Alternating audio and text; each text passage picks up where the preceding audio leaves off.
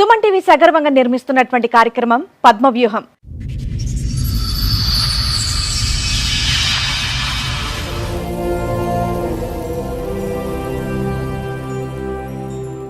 మరి ఈ కార్యక్రమాన్ని సమర్పిస్తున్న వారు 6JVR జమలాపురం వారి రత్నాంజలి. మీ అదృష్టాన్ని మార్చుకోవటం ఇప్పుడు కల కాదు, 6JVR తో సాధ్యం. 2008లో ఆమె intermediate first year 3 subjects fail అయ్యి వస్తే ఇంటర్మీడియట్ సెకండ్ ఇయర్ నేనే చదివించాను మా విలేజ్.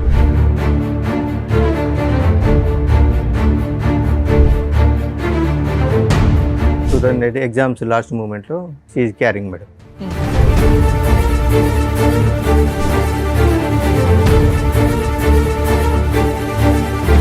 వెళ్ళే 2 సంవత్సరాల దగ్గరికి వస్తుంది. మన కట్నం డబ్బులు ఇస్తలేవు, మా దగ్గర తీసుకున్న అప్పు ఇస్తలేవు. సరే కట్నం అంటే నీ బిడ్డ పేరు మీద తీసుకో, ఏమైనా ఫ్లాట్లు కొనిచ్చుకో, నాకు సంబంధం లేదు. కానీ అప్పుడు నేను వేరే వాళ్ళ దగ్గర ఇచ్చాను కదా, మరి వాళ్ళు నన్ను ఇబ్బంది పెడుతున్నారు. మా డెలివరీ అయ్యి వచ్చిన వెంటనే మీ నాన్నగారు అడిగారు.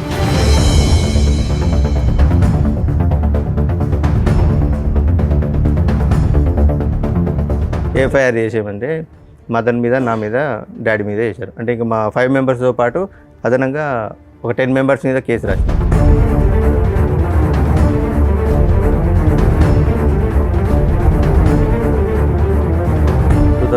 లో వచ్చింది. 2016లో నా దగ్గరకు వచ్చి వేరే పర్సన్ తోటి ఇల్లీగల్ ఎఫైర్ పెట్టుకుని మీరు అరెస్ట్ అయిపోయారు. ఎంసీ క్లోజ్ అయిపోయింది. 498 నడుస్తుంది.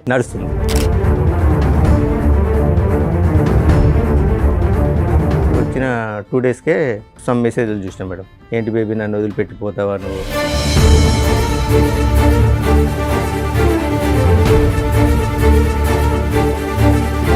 ఏంటిది మెసేజ్లు అని అడిగితే ఇవి మా తమ్ముడు వాళ్ళ గర్ల్ ఫ్రెండ్ మెసేజ్ చేసింది.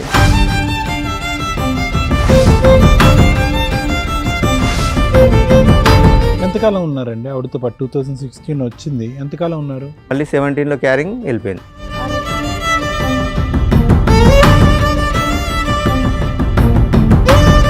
ఆమె నాకేదో డౌట్ వస్తుంది, ఒకసారి టెస్ట్ చేయండి అంటే ప్రెగ్నెన్సీ టెస్ట్ చేయించుకుంటే పాజిటివ్ ఉన్నది.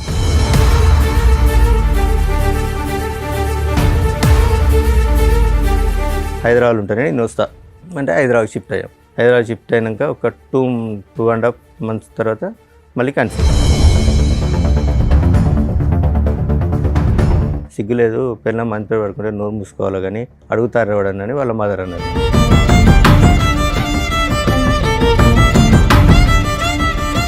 ప్రెగ్నెన్సీ మీదు కాదు అని తెలిసిన తర్వాత కూడా ఉందా? ఉన్నది. మళ్ళీ అబార్షన్ చేయించుకుందా? మళ్ళీ అబార్షన్ చేయించుకున్నది. అదే 2017లో మళ్ళీ నా మూలంగా సరే మళ్ళీ క్యారింగ్.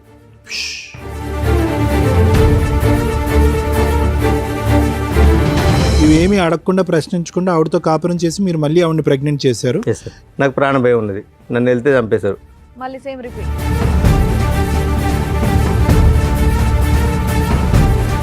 డాడీ నువ్వు మమ్మీని అనుమానిస్తున్నావు కదా, అది నిజమే, ఆ పర్సన్ ఈయనే, ఈ పర్సనే, నీకు తెలిసిన పర్సనే అని చెప్పింది.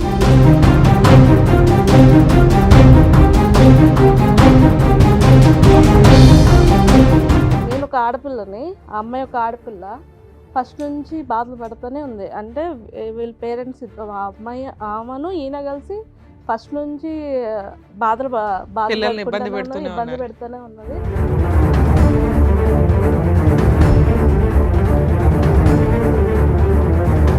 మేము దొరకట్లేదు అని చెప్పి వెళ్ళి అత్తయ్య గారిని కొట్టుడు, పిల్లలు లేకపోతే పిల్లల పెద్దమ్మాయి చెప్పు తీసుకొని కొట్టంటే చెప్పు తీసుకొట్టి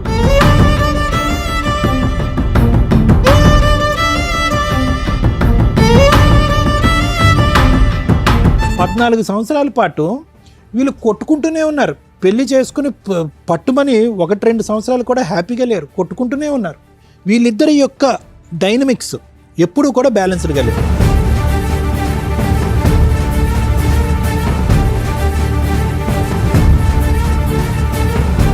ఇప్పుడు వచ్చేటటువంటి అంశం మనకు తెలియనటువంటి సీక్రెట్ ఏదన్నా ఉంది అంటే కనుక ఆ పిల్లల భవిష్యత్తు దృష్ట్యా ఏం న్యాయం చేశారు అలాంటప్పుడు పిల్లల్ని కనుకోండి.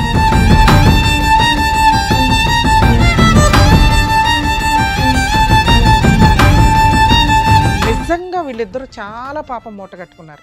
వరస్ట్ ఆఫ్ వరస్ట్ తల్లిదండ్రులు ఏంటి అంటే ఈ రకంగా పిల్లల్ని ఫుట్బాల్ ఆడుకుంటున్నట్లు ఆడుకుంటుంటే నరకం కనిపిస్తుంది పిల్లలకి. దీని గురించి ప్రతి ఫ్యామిలీ కోర్ట్ జడ్జి సఫర్ అవుతారు.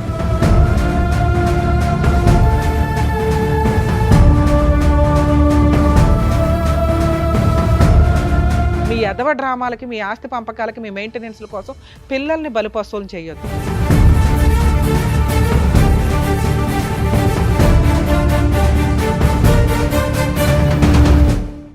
ఈ కార్యక్రమంలో మనతో పాటు ఉన్నారు ప్రముఖ హైకోర్టు అడ్వకేట్ రమ్యాకుల గారు. నమస్తే మేడం. ప్రముఖ సైకియాట్రిస్ట్ డాక్టర్ కళ్యాణ్ చక్రవర్తి గారు. నమస్తే సార్. ప్లీజ్ కూర్చోండి. కూర్చోండి సార్. మేడం, నవీన్ కుమార్ గారు ఆయన ఇష్యూ చెప్పుకోవడానికి ఇక్కడ వరకు వచ్చారు. సో ఆయన ప్రాబ్లం ఏంటనేది కనుక్కొని చెప్తారు. నమస్కారం అండి. నమస్కారం మేడం. సార్ ఎక్కడి నుంచి వస్తున్నారండి? మరి జనగాం డిస్ట్రిక్ట్ మేడం. చెప్పండి సార్, ఇక్కడి వరకు రావడానికి కారణం ఏంటి? అంటే నాకు ఒక ఫ్యామిలీ ఇష్యూ ఉంది మేడం, దాని గురించి వచ్చాను. చెప్పండి సార్. నా పేరు నవీన్ కుమార్ మేడం, మాది జనగామ డిస్ట్రిక్ట్. నాకు 2008లో మ్యారేజ్ అయింది. మ్యారేజ్ అయిన తర్వాత ఒక 1 year మా కాపురం సజావుగా జరిగింది. 2008లో 2008లో అయింది. లవ్ మ్యారేజ్ అరేంజ్డ్ అండి? Love come arrange. ఓకే. మా రిలేటివ్స్, మా అత్త కూతురి. ఓకే. మా అత్తయ్య కూతురి లవ్ కమ్ అరేంజ్డ్ మ్యారేజ్ జరిగింది.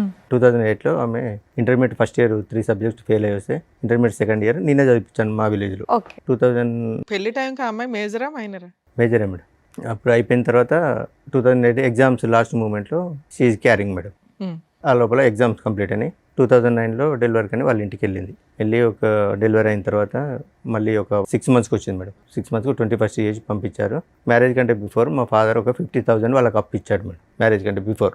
తర్వాత ఆమె వచ్చిన తర్వాత వాళ్ళ అమ్మ డ్రాప్ చేయడానికి వచ్చినప్పుడు, ఏంటమ్మా పెళ్ళి 2 సంవత్సరాల దగ్గరికి వస్తుంది, ఏమన్నా కట్నం డబ్బులు ఇస్తలేవు, మా దగ్గర తీసుకున్న అప్పు ఇస్తలేవు.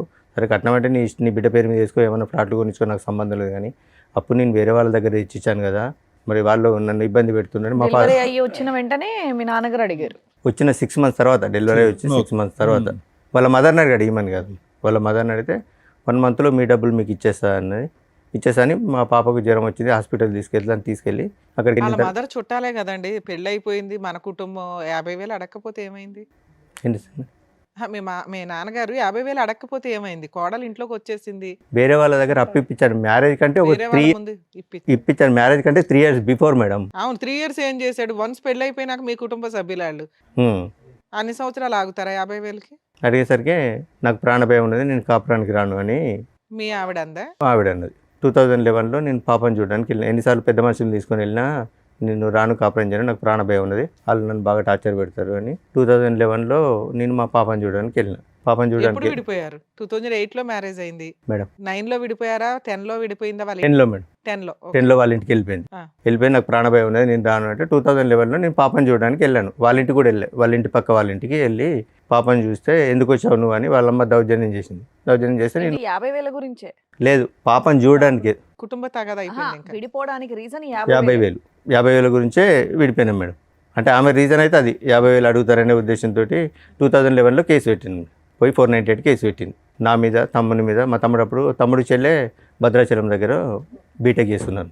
తమ్ముని మీద, నా మీద, చెల్లె మీద. చదువుకున్నారు సార్ నవీన్ గారు? సార్ మీరేం చదువుకున్నారు? డిఎంఎల్టీ చేసింది సార్. ల్యాబ్ టెక్నీషియన్ ఉందా? అక్కడ ఉందా ల్యాబ్? ఉందా ఊర్లో? ఉన్నాయి సార్. ఇప్పుడు నడిపిస్తున్నారా? లేదు సార్. సరే, ఇప్పుడు ఏం చేస్తున్నారు మరి? మైనింగ్ దాంట్లో లేదు సార్. మైనింగ్ దాంట్లో. ప్రైవేటా? Private sir. చెప్పండి. 2011లో కేసు పెట్టారు మేడం. కేసు పెట్టిన తర్వాత అక్కడ ఎస్ఐ గారు పిలిపిస్తే ఎంక్వైరీ చేశాడు. ఇక్కడ ఏం లేదని తెలిస్తే ఎస్ఐ గారు పట్టించుకుంటలేరని ఏసీపీ సార్ దగ్గర, డిఎస్పీ గారి దగ్గరికి వెళ్ళింది మేడం. డిఎస్పీ గారు పిలిపించాక ఆమెను అరెస్ట్ చేస్తున్నాడు అంటే, సో అండ్ సో ఇది జరిగింది సార్ అంటే, వీళ్ళ మీద కేసు ఫైల్ చేసి పంపించండి, చదువుకునే పిల్లలు కూడా ఉన్నారు సార్, వాళ్ళ పరిస్థితి ఏంటంటే సార్ ఒకసారి ఆలోచించిన తర్వాత మా విలేజ్ ఎంపీపీ లేడీ ఒకసారి ఆమెను తీసుకొని పేర్లు తీసేశారా? ఎవరిద్దరు తీసేశారు. మా బ్రదర్ సిస్టర్ కేసులు వేసిందండి. 498 వేసింది, ఎంసీ వేసింది మేడం, మెయింటెనెన్స్ వేసింది. మెయింటెనెన్స్ డిఎస్పీ గారు సేమ్ ఇలాగే లాయర్ గారిని, డాక్టర్ గారిని కూర్చోబెట్టి డిఎస్పీ గారు కౌన్సిలింగ్ ఇచ్చారు.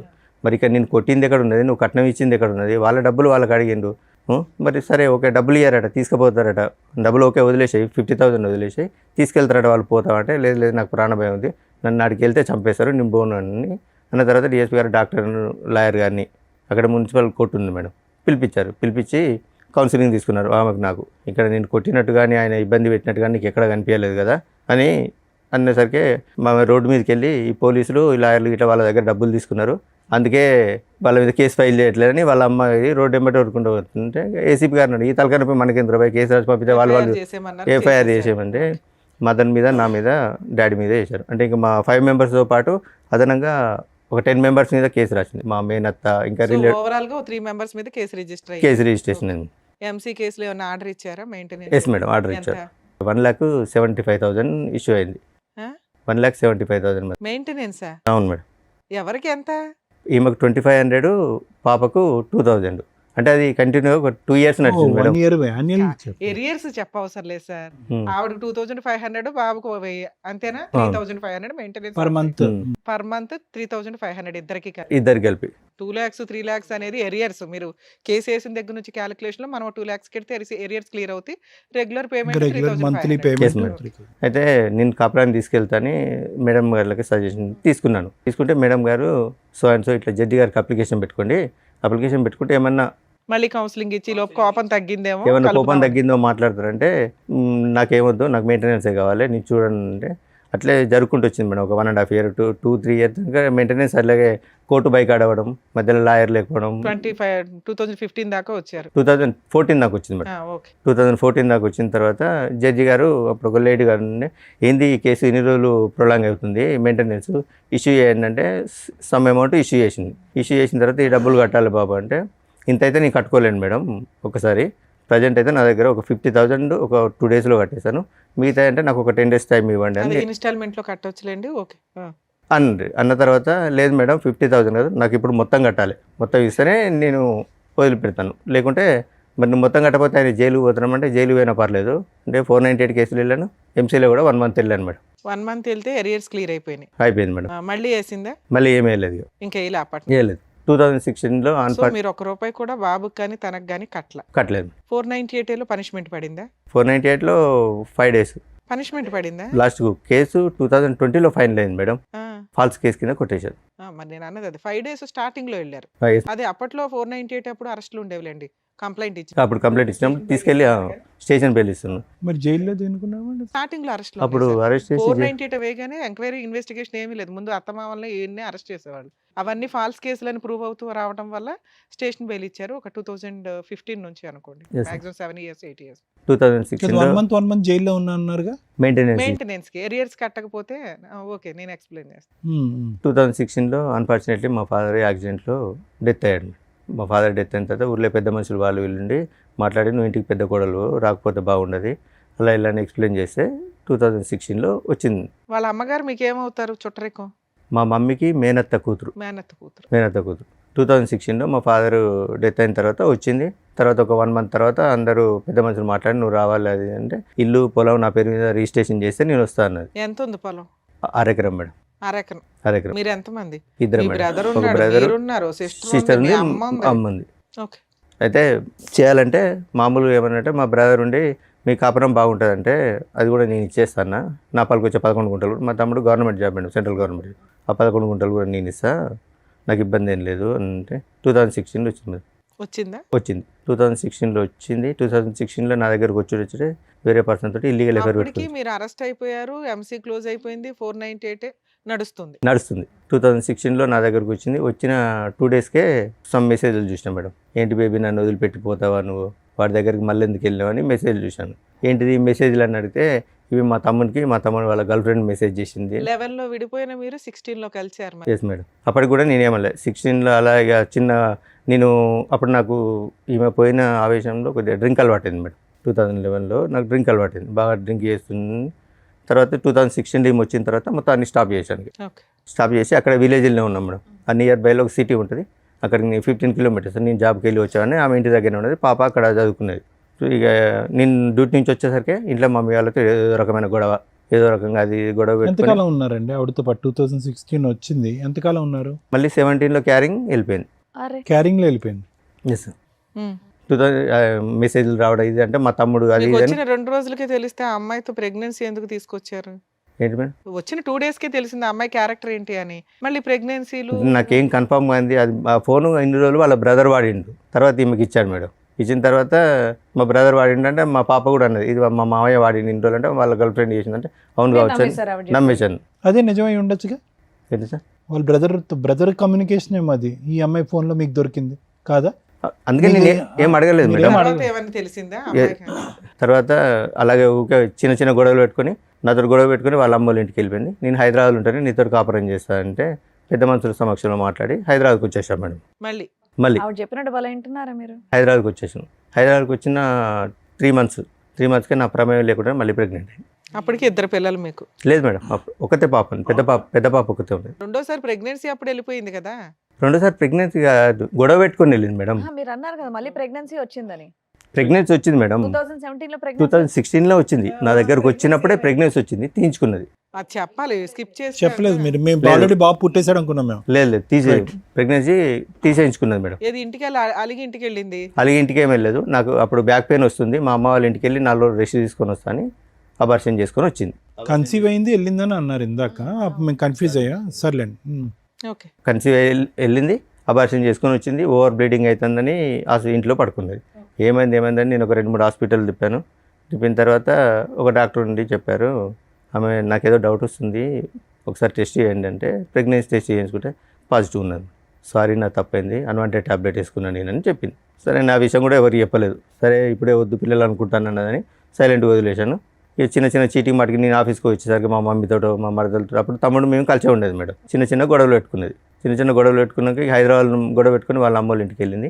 హైదరాబాద్ ఉంటానే నేను వస్తా అంటే హైదరాబాద్ షిఫ్ట్ అయ్యాం. హైదరాబాద్ షిఫ్ట్ అయినాక ఒక 2.5 months తర్వాత మళ్ళీ కన్సీవ్. మరి అడిగాను, ఏంటిది, నేను కనీసం నీ దగ్గర కూడా రాలే, కన్సీవ్ ఎందుకు అయిందంటే కావాలని గొడవ పెట్టుకుని ఆ రోజు రాత్రి వాళ్ళ అమ్మ వాళ్ళు ఒక 300 kilometers దూరంలో ఉంటారు. ఆ నైట్ ఫోన్ చేసి తెల్లారి 5 o'clock రప్పించింది. ఏంటి మా అమ్మాయికి నీ గొడవ అయిందట, ఏంటిది అంటే ఇది ముచ్చటంటే సిగ్గులేదు, పిల్లలు మంత్రి పడుకుంటే నోరు మూసుకోవాలి కానీ అడుగుతారు ఎవడని వాళ్ళ మదర్ అన్నారు. ఈ విషయం వాళ్ళకి 2017లో తెలుసు. 2017లో తెలుసు. ఆ ప్రెగ్నెన్సీ తోటి అలాగే కంటిన్యూ ఉన్నది. వాళ్ళ ఇంట్లో మగపిల్లాడు ఉన్నాడు కదా, మీ బామ్మరిది ఎవరు ఉన్నాడు, అతనికి తెలుసా ఈ పంచాయతీ? ఇల్లీగల్ అఫేర్ ఉన్నది, అది తమ్మునికి తెలియదు మేడం. వాళ్ళ తమ్మునికి 2021లో చెప్పాను నేను. చెప్పిన తర్వాత కూడా జస్ట్ ఇప్పటికి కూడా సరే 17లో అక్రమ సంబంధం వెళ్ళిపోయిందా? అడిగితే వెళ్ళిపోలే మేడం, ఉన్నది చిన్న గొడవ పెట్టుకుంటా. అది కూడా అబార్షన్, ప్రెగ్నెన్సీ మీదు కాదు అని తెలిసిన తర్వాత కూడా ఉందా? ఉన్నది. మళ్ళీ అబార్షన్ చేయించుకుంది. మళ్ళీ అబార్షన్ చేయించుకున్నది. మీరు అయినా కంటిన్యూ అయ్యాను. ఇక ఊర్లో తెలిస్తే పర్వతం. మా ఫాదర్ ఒక ప్రైవేట్ స్కూల్ టీచర్ మేడం. సాయంత్రం కొంచెం పొలిటికల్గా తిరిగేది. మా మదర్ అంగన్వాడీ టీచర్. సొసైటీ వెళ్తే పరుగు పోతాను, నేను కూడా సైలెంట్ ఊరుకున్నాను. అదే 2017లో మళ్ళీ నా మూలంగా సరే మళ్ళీ క్యారింగ్ అది అలాగే ఉన్నది. చిన్న మీతో అయినటువంటి ఫస్ట్ ప్రెగ్నెన్సీ ఆవిడ ఎందుకు తీయించుకుందండి? ఎందుకు తీపించేసుకుంది ఆవిడ? ఇప్పుడే పిల్లలు వద్దనుకున్నా అని చెప్తుంది సార్. ఓకే. సో ఇప్పుడు మనకి లెక్క కరెక్ట్గా ఉండాలంటే మీతో జరిగినటువంటి ఒక ప్రెగ్నెన్సీ తీపించేసుకుంది, వాడెవరితోనో మీరు చెప్తున్నట్టుగా జరిగిన ప్రెగ్నెన్సీ ఒకటి తీపించేసుకుంది. ఇవేమీ అడగకుండా ప్రశ్నించకుండా ఆవిడతో కాపురం చేసి మీరు మళ్ళీ ఆవిడని ప్రెగ్నెంట్ చేశారు. ఈ ప్రెగ్నెన్సీ ఉంచుకున్నది. అమ్మయ్య, ఈ ప్రెగ్నెన్సీ ఉంచుకున్నది. గొడవ పెట్టుకొని వాళ్ళ అమ్మోళ్ళ ఇంటికి వెళ్ళిపోయింది 2017లో. 2018లో పాప పుట్టినప్పుడు నాకు కాల్ చేసింది. పాప పుట్టిందని కాల్ చేస్తే నేను వెళ్ళి చూసి వచ్చాను. ఇక అప్పటి నుంచి మళ్ళీ రాలేదు మేడం. ఎన్నిసార్లు పెద్ద మనుషులు సమక్షంలో. ఇప్పుడు ఇన్ని అప్స్ అండ్ డౌన్స్ అయిన తర్వాత మీరు కాన్ఫిడెంటా అంటే ఆవిడ ప్రెగ్నెన్సీ గురించి ఈసారి? కానీ అతని పిక్చర్ నుంచి డిసపియర్ అయిపోయాడు ఆ వ్యక్తి? లేదు మేడం. సార్ ఒక అక్రమ సంబంధం అన్నారు కదా, అతను ఇంకా కంటిన్యూ అవుతున్నాడు మేడం. నా స్టిల్ ఇప్పటికి కూడా ప్రెగ్నెన్సీ మీరే అని మీరు అనుకుంటున్నారా? అంటే నేను మెడికల్ ఫీల్డ్లో చేశాను కాబట్టి ఒకసారి మీట్ అయినా కూడా ప్రెగ్నెన్సీ అయ్యే ఛాన్సెస్ ఉంటాయి కాబట్టి నేను సైలెంట్గా. మీరే నమ్ముతున్నారు, మధ్యలో మేము డౌట్ ఎందుకు కానీ. Okay, next. అందుకే నేను దాని గురించి ఏం మాట్లాడలేదు మేడం. 2018లో పాప ఒకటి చూసి వచ్చాను. ఆ తర్వాత కాపురానికి 498 kg హోటెద్ర కాపురాన్ని తీసుకెళ్తే నేను రాను అని చెప్పింది. ఇక అలాగే పోతుంది. 2019లో ఏంటంటే ఆల్రెడీ వచ్చి కలిసిన తర్వాత మళ్ళీ ఇంకా రాకపోవడానికి ఏంటి ప్రాబ్లం? నాకు ప్రాణభయం ఉన్నది. ఇంకేం ప్రాణభయం సార్? 50,000 పంచాయతీ అయిపోయింది. మరి నాకు ప్రాణభయం ఉన్నది. నన్ను వెళ్తే చంపేశారు. మళ్ళీ సేమ్ రిపీట్. సరే, తర్వాత అట్లా 2019లో పోయింది. 2 పిల్లలు ఉన్నారు మేడం. పిల్లల్ని పట్టించుకుంటలేని సఖి 2011లో వేసిన 498 కేసు 20 దాకా నడిచిందా? 20లో డిసప్పాయింట్ అయింది. ఆయన మధ్యలో కలిసి ఉన్నారు. 2019లో సఖి అని ఫ్యామిలీ కౌన్సిలింగ్ సెంటర్ ఉంటుంది. డివిసిల్ స్టార్ట్ అయినాయి. సఖి సెంటర్లో పెట్టింది. సఖి సెంటర్లో పెట్టినాక ఏంది ఈమె ఇష్యూ అంటే సో అండ్ సో ఇష్యూ అంటే ఈ స్టోరీ అంతా మాకు చెప్పలేదు, నువ్వే పట్టించుకుంటలేవాట, బాగా తాగుతావాట, ఏం పని చేయవాట, అందుకే ఆమె కాపురానికి వస్తలేదు. చేసేవాళ్ళ మీరు? చేసేవాడిని. ఇంటి మెయింటెనెన్స్, రెంటలు అవన్నీ మీరే చూసుకునేవాళ్ళ? నేనే చూసుకునేవాడిని. ఓకే. సఖి సెంటర్లో పెట్టింది. అప్పటికి ఆ కేసు ఏమైంది సార్? డివిసి కేసు కూడా రన్ అవుతుందా? లేదు, వాళ్ళు తీసేశారు. ఓకే. ఎప్పటిదాకా నడిచింది అది? 6 months నడిచింది మేడం. తర్వాత 2020లో 498 కేసు ఫాల్స్ అని డిస్మిస్ అయింది. నేను 2 times కాపురానికి రా అని నోటీసులు పంపించాను. 2 పిల్లలు ఉన్నారు కదా, అనవసరంగా ఎందుకు, సరే తప్పు ఏదో ఒకటి సర్దుకుందాంలే అని పంపించాను. కాపురానికి రాలేదు మేడం. ఆ నోటీస్ ఒక నోటీస్ తీసుకుంది, ఇంకో నోటీస్ తీసుకోలేదు. తర్వాత 21లో డైరెక్ట్ నేను డైవర్స్కి అప్లై చేశాను. ఫైనల్ డైవర్స్కి అప్లై చేశాను. కురుక్షేత్ర యుద్ధం కంటే జమన్. డైవర్స్కి అప్లై చేస్తే ఆమె అటెండ్ కాలేదు. 2000 ఎక్స్పర్టీ డిగ్రీ ఇచ్చారు మేడం. ఎప్పుడు ఎన్ని ఇయర్స్ బ్యాక్? 22లో 22లో ఎక్స్పర్ట్ డిగ్రీ ఇచ్చారు. ఎక్స్పర్ట్ డిగ్రీ ఇచ్చిన తర్వాత అప్పటికి 2022లో మా పాప 9th క్లాస్. అంతకుముందు నిజామాబాద్లో చదివేది మేడం. తర్వాత ఇక్కడికి హైదరాబాద్ షిఫ్ట్ అయింది. హైదరాబాద్ షిఫ్ట్ అయినాక నాకు కాల్ చేసింది. ఎవరు? పెద్ద పాప? పెద్ద పాప. డాడీ నేను ఇక్కడ హైదరాబాద్లో చదువుతున్నాను, ఇక్కడనే ఈ పలానా సో అండ్ సో అని చెప్తే నేను మమ్మీ తమ్ముడు అందరం వెళ్ళి కలిసినాం. కలిసిన తర్వాత ఒకరోజు పాప షాకింగ్ న్యూస్ చెప్పింది. డాడీ నువ్వు మమ్మీని అనుమానిస్తున్నావు కదా, అది నిజమే, ఆ పర్సన్ ఈయనే, ఈ పర్సనే, నీకు తెలిసిన పర్సనే అని చెప్పింది. ఎవరా పర్సన్? వీళ్ళ తమ్ముని వాళ్ళ ఫ్రెండ్. తమ్ముడు ఫస్ట్ నుంచి వాడు ఫస్ట్ యాక్చువల్గా ఈ ఎఫ్ఐఆర్ అనేది 2014-15 నుంచే ఉందట. ఓకే. సో ఇప్పటికీ కూడా 21-22 కూడా లైవ్లో ఉన్నాడు వాడు. లైవ్లో ఇప్పటికి స్టిల్ కూడా లైవ్లో ఉన్నాడు. అతనికి మ్యారేజ్ అయిందా మీకు తెలుసు? అతనికి మ్యారేజ్ అయిన 4 పిల్లలు. కూతురే చెప్పాల్సిన పరిస్థితి. ఇప్పుడు ఎంత అండి మీ పాప వయసు? యాజ్ వి స్పీక్ నౌ ఇప్పుడు ఎంత ఆవిడ? No present 16 years. 16. చిన్నామే? చిన్నమే 7 years. 2018 18. years. సరే, తర్వాత ఏమైంది సార్? 2022లో చెప్పిన తర్వాత నేను డైరెక్ట్ వెళ్ళి అతని దగ్గరికి వెళ్ళాను. ఆయన తెలుసు అన్నట్టు, వీళ్ళ ద్వారానే పరిచయం నాకు. అతని దగ్గర మేము చిట్టేసాం, 1 lakh చిట్టేసాం మేడం. వాళ్ళ తమ్ముడు ఫ్రెండ్ కదా? తమ్ముడి ఫ్రెండ్ అని. రైట్. చిట్టేసిన తర్వాత పోయి అడిగాను, ఏమంది చిట్టి డబ్బులు ఇవ్వమంటే మీ భార్య మీ అత్తమ్మ వచ్చి గొడవ పెట్టుకొని నా దగ్గర నుంచి డబ్బులు తీసుకెళ్లారా అని అడిగింది. ఎంత చిట్టు మీది? 1 lakh మేడం. అయితే అడిగితే ఇప్పుడు వాళ్ళ అమ్మ నాన్న వైఫ్ వచ్చి అందరూ వచ్చి లొల్లి పెట్టుకున్నారు కదా నీతోటి, మరి 8 years నుంచి వాళ్ళ బిడ్డతో తిరిగి ప్రెగ్నెన్సీ అయితే ఏమంటలేరా నిన్ను అన్ని వాళ్ళ వైఫ్ ముందే అడిగిన నేను. అంటే అన్న కాళ్ళలో మా పరువు వస్తే నీ దండం పెడతాను, ఆమె కాళ్ళ మీద పడ్డది. ఎవరు పడ్డింది? వాళ్ళ ఆవిడ. 4 పిల్లలు ఉన్నారుగా. అన్న మా పరువు అవుతుంది, ఇంకోసారి మీ భార్య జోలికి రాకుండా చూసుకుంటా అంటే, అదే రోజు నేను వానికి 12:30కి పోయి అడిగాను మేడం. ఈవినింగ్ 4కి వెళ్ళి ఉప్పల్ పిఎస్లో నా మీద అటెంప్ట్ మర్డర్ కేసు పెట్టింది. ఎవరు? ఈమె నా వైఫ్, ఫస్ట్ వైఫ్. వాళ్ళ ఇంటికి వెళ్ళారా మీరు? ఎవరింటికి? అమ్మాయి వాళ్ళ ఇంటికి. ఇంటికి వెళ్ళకుండానే పెట్టిందా? అయితే నేను ఉప్పల్లో ఉంటాను, ఆమె కూడా ఉప్పల్లో ఉంటుంది. ఒకసారి మెట్రో ట్రైన్ లిఫ్ట్లో పోతుంటే నేను రోడ్ వెంబడి నడుచుకుంటూ పోతుంటే నాకు కనిపించింది, నన్ను ఫాలో అవుతుందని. ఎప్పుడు సెప్టెంబర్లో కనిపించాను మేడం. December 12కి పెట్టింది నా మీద కేసు. ఎటువంటి కాంటాక్ట్ ఏం లేదు. అటెంప్ట్ టు మర్డర్ కేసు పెట్టి వచ్చేసినాను. చేసుకోలేదు మేడం అప్పటికి. ఏ రాస్తుంది సార్ అటెంప్ట్ మర్డర్లో? అసలు మీరెక్కడ ఉన్నారు, ఆవిడ ఎక్కడ ఉంది, అసలు ఏం రాసింది అందులో? పెట్టేసరికి సార్ ఈయన వెనకాల తిరుగుంటాడు, ఉత్తనే పెట్టరు అటెంప్ట్ లేదు మేడం. ఎంతో కొంత బేసిక్ ఎవిడెన్స్ లేకుండా పెట్టరు. మెసేజ్లు పంపించారా? నేను మెసేజ్లు ఏం పంపించలేదు. తిడుతూ గానీ ఏడుతో పడుకున్నావు, ఆడితో పడుకున్నావని? లేదు మేడం. చూద్దాంలేండి. మరి ఆవిడ అన్ని చేసినా మీరు ఏమనుకుంటున్నారండి? తిట్టకుండా అయితే అటెంప్ట్ మర్డర్ కేసు పెడితే అప్పుడే కోపంతో నా ఫోన్ పలగొట్టాను మేడం. ఎవరితో? ఎట్లా? కిందేసి కొట్టాను నా ఫోన్, రూమ్లో కిందేసి కొట్టాను. ఏదో టెన్షన్ మీద కిందేసి కొట్టాను. మా తమ్మునికి కాల్ చేశారు, మా తమ్ముడికి మా అమ్మకి కాల్ చేశారు. ఎవరు? ఎస్ఐ, ఉప్పల్ పిఎస్ నుంచి ఎస్ఐ గారు ఫోన్ చేశారు. పోలీస్ స్టేషన్లో ఫోన్ పగలగొట్టారా? లేదు బయట ఇంటికాడ. దీనికి వార్నింగ్ ఇచ్చి వచ్చిన తర్వాత టెన్షన్లో కింద పలగొట్టేశాను నేను. ఉప్పల్ పిఎస్ నుంచి మా బ్రదర్కి ఫోన్ చేశారు, మీ అన్నయ్య కలవట్లేదు, ఫాలో అవుతుండట అది ఇది అంటే. ఒక 4 days తర్వాత మా బ్రదర్ వచ్చి అన్న ఇట్లా ఎస్ఐ గారు కంప్లైంట్ ఇచ్చిందట, ఉప్పల్ పిఎస్ నుంచి రమ్మన్నట్టు వెళ్ళాను. ఇంద్రబాబు ఫాలో అవుతున్నాడంటే, ఫాలో అవ్వడం ఏం లేదు సార్, ఇది సో జరిగిన స్టోరీ సార్. నేను ఈమె ఒక పర్సన్తో తిరుగుతాను, అతనికి ఎందుకు తిరుగుతున్నావని నేను అతనికి వార్నింగ్ ఇస్తే వచ్చి అటెంప్ట్ మర్డర్ కేసు పెట్టిందంటే, నువ్వు ఎక్కడ ఉంటావు అన్నాడు. ఇక్కడ ఉప్పల్నే ఉంటాడు. నువ్వు అర్జెంటుగా ఫస్ట్ అయితే మా బ్రదర్ని, మా అన్నయ్య ఇక్కడ కాలేదు మేడం. మరి అదే కంప్లైంట్ ఇవ్వడం ఏదన్నా ఇవ్వచ్చు. పడింది అది అటెంప్ట్ మర్డర్ కేసు పెట్టేశారని పెట్టడం కుదరదు, కంప్లైంట్ ఇచ్చింది.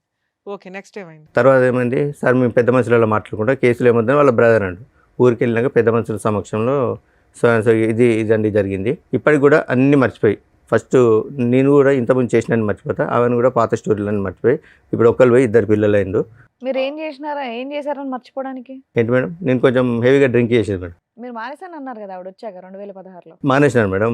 మానేసినా కూడా ఇప్పుడు అదే చెప్పుకొని తిరుగుతుంది. ఇంకా పెద్ద మనుషులలో అదే చెప్పుకొని తిరుగుతాడు, డ్రింక్ చేస్తాడు, ఏ పని చేయడు అని అదే చెప్పుకుంటూ తిరుగుతుంది మేడం. అదే నేను చెప్పిన తర్వాత ఏమమ్మా మరి కాపురాన్ని తీసుకెళ్తారటంటే, నేను పోను, వాడు చచ్చిన కిందికి వెళ్ళక వాడు నాకు శవంతో సమానం, నేను మాతో కాపురం చేయను అని చెప్పింది. ఎక్స్పర్ట్ ఆర్డర్స్ ఛాలెంజ్ చేసింది ఆ అమ్మాయి?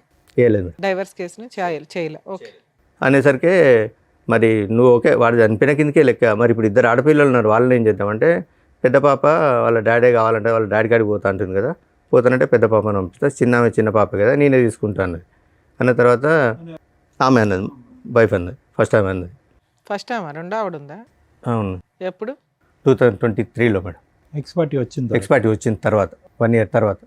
అంటే వాళ్ళ పెద్ద మనుషులు ఉండి ఆమె లోకం అంతా లగ్జరీ లైఫ్ లోకంలో ఉంది, నీతో కాపురం చేయది సపరేట్గా ఎక్కి ఆమె గురించి సార్, మీరు డైవర్స్ చేసింది ఎందుకు? ఆవిడ వద్దురా బాబు అని. ఎక్స్ పార్టీ ఆర్డర్స్ వచ్చినాక ఈ పంచాయతీ అంతా ఏంటి సార్? అంటే పోలీస్ స్టేషన్ కేసు, కాంప్రమైజ్, మళ్ళీ కలిసి ఉంటాం అంటాం.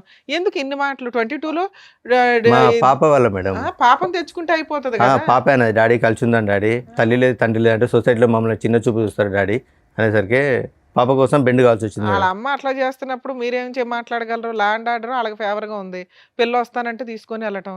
కలవను అనే అమ్మాయి క్యారెక్టర్ అసాసినేషన్ జరిగి ఎవడో ఉంచుకున్న వాడి దగ్గరికి వెళ్ళి మీరు పైగా వార్నింగ్ కూడా ఇచ్చారు. ఎంత జరిగినాక మళ్ళీ ఆ అమ్మాయిని తెచ్చుకుంటారా? ఇవే బ్లూ డ్రమ్ములు ఇవి అవి వీటికే మీరు వాళ్ళ చంపుతారు, వాళ్ళ ఇళ్ళు చంపడం, ఎమోషన్స్లో జరిగే వ్యవహారాలు తప్ప క్రైమ్ జరగడానికి ఎక్కువ అవకాశాలు ఉంటాయి. ఇలాంటివి నమ్మసక్యంగా ఉండవు. ఓకే, తర్వాత 2023లో ఇంకో మ్యారేజ్ చేసుకున్నాను madam. Love marriage, arrange marriage? అది అరేంజ్ మ్యారేజ్. ఎలా వచ్చింది సార్ సంబంధం? ఏంటి మేడం? సంబంధం ఎలా వచ్చింది? FBలో చూసిన తర్వాత వాళ్ళ అమ్మ వాళ్ళు మా ఇంటికి వచ్చారు. ఆవిడ మేము ఫస్ట్ మ్యారేజ్, సెకండ్ మ్యారేజ్? ఆవిడ సెకండ్ మ్యారేజ్ మేడం. మీకు మ్యారేజ్ 2 years అవుతుంది. Yes madam. ఇక్కడ ఏమైనా పిల్లలు ఉన్నారా? ఇక్కడ ఏం లేదు మేడం. ఆవిడేం చేస్తారు సెకండ్ వైఫ్? ఏం లేదు, హౌస్ వైఫ్ మేడం. మీరేం చేస్తున్నారు ఇప్పుడు? నేను మైనింగ్ డిపార్ట్మెంట్లో ఎంత వస్తుంది? 16 నుంచి 18 వస్తుంది. సరిపోతుందా మరి? మీరు ఎంత ఇల్లు నడుపుకోవడానికి 16,000 ఈ రోజుల్లో 15,000 ఏమోలక సార్. ఎందుకంటే అడ్జస్ట్ చేసుకుంటున్నాను అందుకే మేడం. కదా అమ్మాయి చెప్పేది, ఏం సంపాదించడం రెంటకి అయిపోతాయి ఇవన్నీ. కాదు మేడం, ఇతను DMLT చేశాడు, ఏం చేసినా కూడా మినిమం ల్యాబ్ టెక్నీషియన్ మీకు వస్తుంది అంటే కదా. ఎక్కడ కూడా నన్ను సరిగా జాబ్ చేసుకుని లేదు మేడం. ఎవరు చేయనివ్వలేదండి. ఇక్కడ మీ ఆవిడ చేసిన హరాస్మెంట్ ఏమీ లేదు. ఆవిడ ఏదో అక్రమ సంబంధం పెట్టుకుంది తప్ప మిమ్మల్ని ఏమీ చేసింది లేదు. ఆవిడ అలిగి వెళ్ళిపోతుంది. కేసులు మేడం, ఈ 498 ఏదో ఒకటి కేసులు పెట్టడం వల్ల మాట్లాడతా అసలు ఇప్పుడు ఎందుకు వచ్చారు? ఆల్రెడీ సెకండ్ మ్యారేజ్ అయిపోయింది, మీ లైఫ్ అయిపోయింది, హ్యాపీగానే ఉంటున్నారు. సెకండ్ మ్యారేజ్ చేసుకున్నాను. ఎవరో ఇన్ఫర్మేషన్ ఇచ్చారు మేడం. 2024లో నేను నా భర్తతో కాపురం చేస్తాను, పెద్ద మనుషుల దగ్గరికి వచ్చింది. ఓకే, పెద్ద మనుషుల దగ్గరికి వస్తే నేను చెప్పాను ఆమెకు నాకు డైవర్స్ అయింది, ఆమె గురించి ఏది మాట్లాడాలనుకున్నా నేను లీగల్ నేర్చుకుంటా, మిగతా ఇంకేదన్నా ఉంటే చెప్పండి అంటే, మధ్యలో మీ అమ్మాయి కల్పించుకోలేదా నాన్న కలిసిపోండి అని? లేదు ఏం ఓకే, అమ్మాయిని కల్పించుకోలేదు మేడం. ఇక వచ్చారు, మేము మాట్లాడేది ఏం లేదంటే ఒక 1 hour ఉన్నారు. 1 hour తర్వాత వచ్చి ఇంటి తలుపులు తాళాలని వాళ్ళు చైర్లు సామాన్ అంతా బయటేసి ఇప్పుడు మాట్లాడి మేము ఇంట్లోనే ఉంటాం, ఇప్పుడు నేను ఇంట్లోనే ఉంటా. అది రెంటెడ్ హౌసేగా? లేదు మేడం, అక్కడ మా విలేజ్లో మా మదర్ దగ్గర. మా మదర్ ఇప్పటికి దగ్గర కాదు, ఒక్క నిమిషం నవీన్ గారు, ఏం కావాలి ఆ అమ్మాయికి? ఏం కావాలి అసలు? ఏం కావాలి అమ్మాయి? మీకు ఆ అమ్మాయి వద్దు, ఆ అమ్మాయికి మీరు వద్దు. Okay, X party divorce. అసలు డైవర్స్ తీసుకున్న తర్వాత యుద్ధం కొనసాగుతుంది ఏంటండి? అసలు నాకు అర్థం కావట్లేదు. అది నాకు అర్థం కావట్లేదు సార్, ఏమెందుకు అమ్మాయి ఇప్పుడు వస్తుందో. ప్రెసెంట్, ఒక్క నిమిషం, ప్రెసెంట్ ఆ అమ్మాయి ఏ విధంగా మిమ్మల్ని హెరాస్ చేస్తుంది? ఆ అమ్మాయి హెరాస్ చేస్తుందనే కదా మీరు ఇక్కడికి వచ్చి కూర్చున్నారు. మీ ఇద్దరి మధ్యన ఏం గొడవ లేదు కదా? లేదు. ఇప్పుడు మీకు మీ మిస్సెస్ మధ్యన లేదు సార్. ఏ విధంగా ఆ అమ్మాయి మిమ్మల్ని హెరాస్ చేస్తుంది? ఏ రైట్ ఉంది ఆ అమ్మాయి హెరాస్ చేయడానికి? ఇంటి మీదకి వచ్చింది మేడం. ఇంటి మీదకి వచ్చిన తర్వాత పెద్ద మనుషులు ఏం చేశారంటే పిల్లల గురించి మాట్లాడదామని ఒక 35 days మా మమ్మీని ఇంట్లో నుంచి బయటికి పంపించి ఆమెను 35 days ఇంట్లో నుంచి తీర్మానం చేసిండు, పిల్లల గురించి మాట్లాడతామని తీర్మానం చేసిండు. ఆ తీర్మానం చదవకుండా మాతో సైన్ తీసుకొని ఆమె కూడా ఇంట్లో ఉండేటట్టు, ఆమె కూడా ఇంట్లో ఉంటుంది, నీకు నచ్చినప్పుడు వచ్చి కాపురం చేయండి.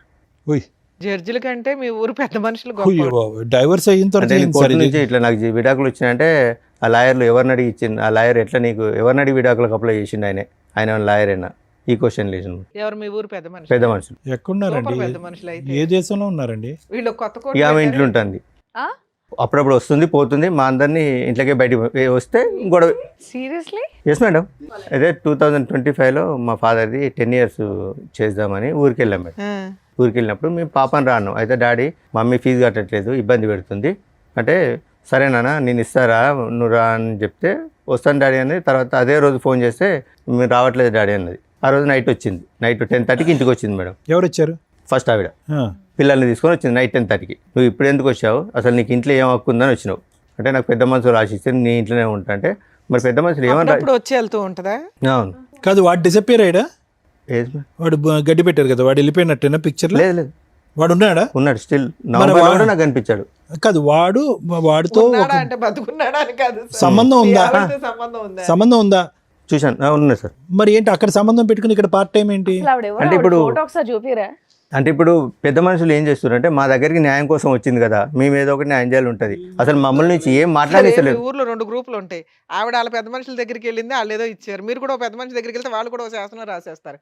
ఇక లా అండ్ ఆర్డర్, కాన్స్టిట్యూషన్స్ ఇవేనా వద్దు, చక్కగా పెద్ద మనుషుల దగ్గర కూర్చుంటే అయిపోద్ది. 2025లో మా ఫాదర్ ఇట్లా 10 years చేద్దామంటే వెళ్ళాం మేడం. వచ్చింది నైట్ 10:30కి వచ్చింది. నువ్వు ఎందుకు వచ్చావు, ఇప్పుడు నీకేం అవసరం అని వచ్చినావు, అసలు నీకు ఏం రైట్స్ ఉన్నాయని వచ్చినాడికి అంటే నాకు పెద్ద మనుషులు రాసిచ్చారు.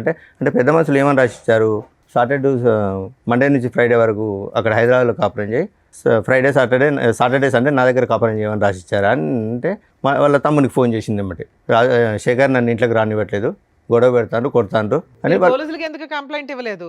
వన్స్ డైవర్స్ అయిపోయినాక అమ్మాయి ఆ సరౌండింగ్స్ కి రావడానికి కూడా లేదు, పోలీసులకు కోర్టు ఆర్డర్ లేకుండా. అదే రోజు ఆమె వాళ్ళ తమ్ముడు చేసిన తర్వాత 100 డయల్ చేసింది.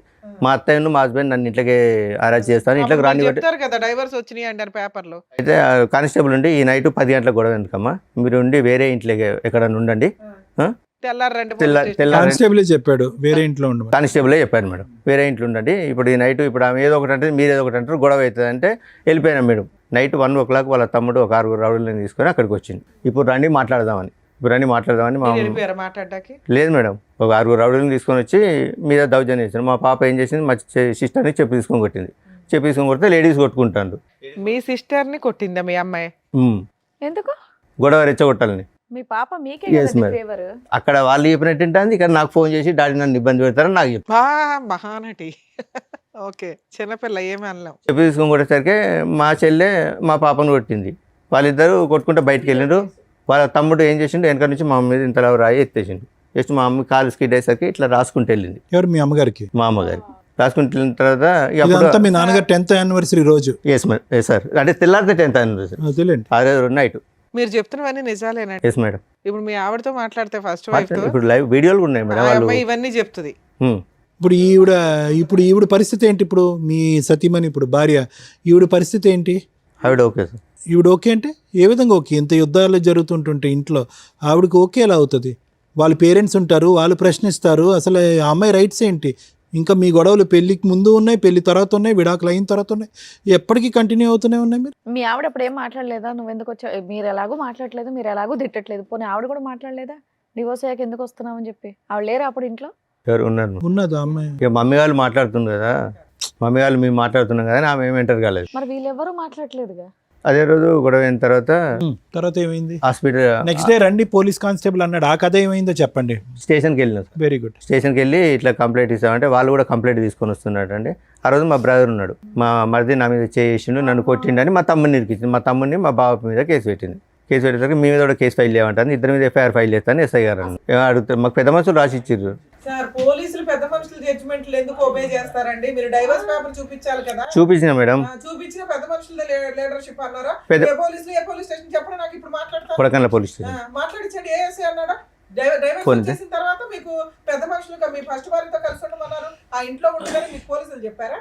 ఎక్కడ వెళ్ళలేదండి. ఇప్పుడు పోలీసులు అంటే పోలీసులు ఆ ఇంట్లో ఉండమని మీ వైఫ్కి చెప్పారా? చెప్పలేదు మేడం. మీరు ఏ విషయం క్లారిటీగా అంటే మాట్లాడారు? మీరు తీర్మానం ఇచ్చినందుకు ఆమె ఇంట్లో ఉంటుంది, ఇట్లా చేస్తుంది. మరి ఏంది పరిస్థితి అంటే పెద్ద మనుషులు ఎస్ఐ గారికి ఏమన్నారంటే, సార్ ఇంకోసారి మేము రానివ్వము, అమ్మాయిని ఇంట్లోకి రానియమన్నాడు. అన్న తర్వాత కూడా ఇప్పుడు 3 times వచ్చింది. అది వేరే. పెద్ద మనుషులు పంచాయతీలు పనికిరావు అనేది క్లారిటీ వచ్చింది. మీకు ఎస్ఐ కూడా చెప్పాడు, మీరు ఎవరు జడ్జిమెంట్లు ఇవ్వడానికి పక్కకి వెళ్ళండి అని. సరే సార్, ఇంకోసారి ఎట్లాంటి బోర్డు పెత్తనాలు చేయమని పెద్ద మనుషులు అన్నారు, అంతేనా? నుంచి రానివ్వం అన్నారు. వాళ్ళు సైడ్ అయ్యారు, ఆ జడ్జిమెంట్ సైడ్ అయ్యింది. మీ వైపు అయినా లెక్క చేయకుండా వస్తుంది. ఇప్పుడు చిన్న చిన్న వాటికి మొన్న పోలీస్ స్టేషన్ లో కేసులే వేశారు. నస తప్ప ఏమీ లేదు ఇందులో. అంటే మధ్యరాత్రి కొట్టడానికి వస్తే నా హ్యాండ్ ఇరిగింది, మా మమ్మీకి తలకాయ వెలిగింది. అయినా మీ కేసు తీసుకోరు, అలాగే వాళ్ళు వేసిన కేసులు తీసుకోరు. ఈ నస మీకు నడుస్తానే ఉంది. మిమ్మల్ని నమ్ముకొని వచ్చిన సెకండ్ వైఫ్ అయితే మీకు కష్టాలు పడతానే ఉంది. ఇప్పుడు ఇక్కడికి ఎందుకు వచ్చారు? ఇక్కడికి ఎందుకు వచ్చారంటే మొన్న రీసెంట్ గా ఒక 3 months బ్యాక్ మా పాప ఇంట్లో నుంచి వెళ్ళిపోయింది. పెద్ద అమ్మాయి వాళ్ళు హరాచి చేసి వెళ్ళిపోయిందా, వాళ్ళు దాచిపెట్టారో తెలియదు. తెలియకుంటే నాకు ఫోన్ చేశారు. ఫోన్ చేశారు? పోచారం PS నుంచి ఎస్ఐ గారు ఫోన్ చేశారు. మీ అమ్మాయి మిస్ అయింది, మీ దగ్గరకు వచ్చిందని. నా ఫోన్ పని చేయకుంటే అసలు మీ అమ్మాయితో మాట్లాడుతున్నారు? ఎంత పెద్ద పంచాయతీ పెట్టిన అమ్మాయిని మాట్లాడుతుంది, మీతో మాట్లాడుతుంది. మీ అమ్మాయి వెళ్ళిపోయింది, మీ దగ్గరికి వచ్చిందట, ఇట్లా వచ్చి కంప్లైంట్ ఇచ్చారంటే మా మదర్ ఉంటే నా దగ్గర రాలేదు, మీ అబ్బాయి ఎక్కడ ఉంటే మా అబ్బాయి నా కాంటాక్ట్లో లేడు, మాకు తెలియదు అన్నారు. మధ్యరాత్రి 12 o'clock పోలీసులను తీసుకొని వాళ్ళ దగ్గర ఉంటారని కానిస్టేబుల్ తీసుకొని మా చెల్లె వాళ్ళ ఇంటికి సోదాకు వచ్చింది. 12 గంటలకు వస్తే మా బాబాయ్ ఆయన తిట్టడం ఈ నైట్ 12 o'clock ఏందండి పిటిషనర్ని పట్టుకుని మా ఇంటికి వచ్చేది ఏందండి అని మా బావ వాళ్ళ ఫ్రెండ్ ఒక అన్నాడు. అంటే మైనర్ అమ్మాయి కాబట్టి ఎవరో మైనర్ కాబట్టి తల్లి తండ్రి సంరక్షణ ఉండాలి, సో ఎవరో ఒకరు ఉండాలంటే తర్వాత ఆ రోజు 3 o'clock పాప మా మదర్కి ఫోన్ చేసింది. నానమ్మ నేను ఇక్కడ హన్మకొండ బస్ స్టాండ్లో ఉన్నాను, నన్ను ఇట్లా టార్చర్ పెడతారు, చిత్రహింసలు పెడతారు, నేను ఉండను అందుకే ఇంట్లోకి పారిపోయినా, నేను ఆమెకు ఉండు ఇష్టం. నుంచి పారిపోవడం ఎందుకు? మీకు ఫోన్ చేసి మీ దగ్గరకు వచ్చేయచ్చుగా. అదే. అది తెలివితే అట్లా ఎందుకు ఎవరు అబ్బా? పెడుతున్నారు టార్చర్? వాళ్ళ అమ్మును వాళ్ళ మామ మొన్న రీసెంట్గా వాళ్ళ మామ ఇంట్లో ఫ్రెండ్స్ తోటి పార్టీకి ఏదో బర్త్డే ఫంక్షన్ ఉంటే వెళ్ళిందట. 5 o'clock వచ్చేది 7 o'clock వచ్చిందట. ఎక్కడికి వెళ్ళావని బెల్ట్ తీసుకొని కొట్టి బుట్ కాలుతో అన్నట ఫోన్ చేసి చెప్తుంది. మా ముందు మానటిస్తుంది. మీ అమ్మాయి ముదురు తెలివితేటలు మాకు అర్థం అవుతున్నాయి. ఏ పని చేసిందో మామ, ఇప్పుడు నువ్వు లేవు అక్కడ, మేనమామ కంట్రోల్ పెట్టాలి, పెట్టాడు. ఇగో ఇట్లాగే ఉంటాయి భార్యాభర్తలు విడిపోతే ఆడపిల్లలు కానీ మగపిల్లలు కానీ టీనేజర్స్. ఇది ఒక డ్రామా. వాళ్ళకి ఫుట్బాల్ ఆడుకుంటారు పేరెంట్స్ని, వాళ్ళ క్యారెక్టర్లే పోతాయి. విడిపోయేటప్పుడు ఒక 100 సార్లు ఆలోచించండి. చెప్పండి. ఆవిడ దృష్టిలో ఆవిడ వాడుకుంటుంది, మీకు అవసరం వచ్చినప్పుడు మీరు వాడుకుంటున్నారు ఆ పిల్లని. ఇప్పుడు వాళ్ళ బ్రదర్ తోటి మాకు ప్రాణహాని ఉందా? ప్రాణహాని ఉంది మేడం. పోలీస్ స్టేషన్లో మీ అడ్వకేట్ ప్రైవేట్ కంప్లైంట్ ఇవ్వచ్చు.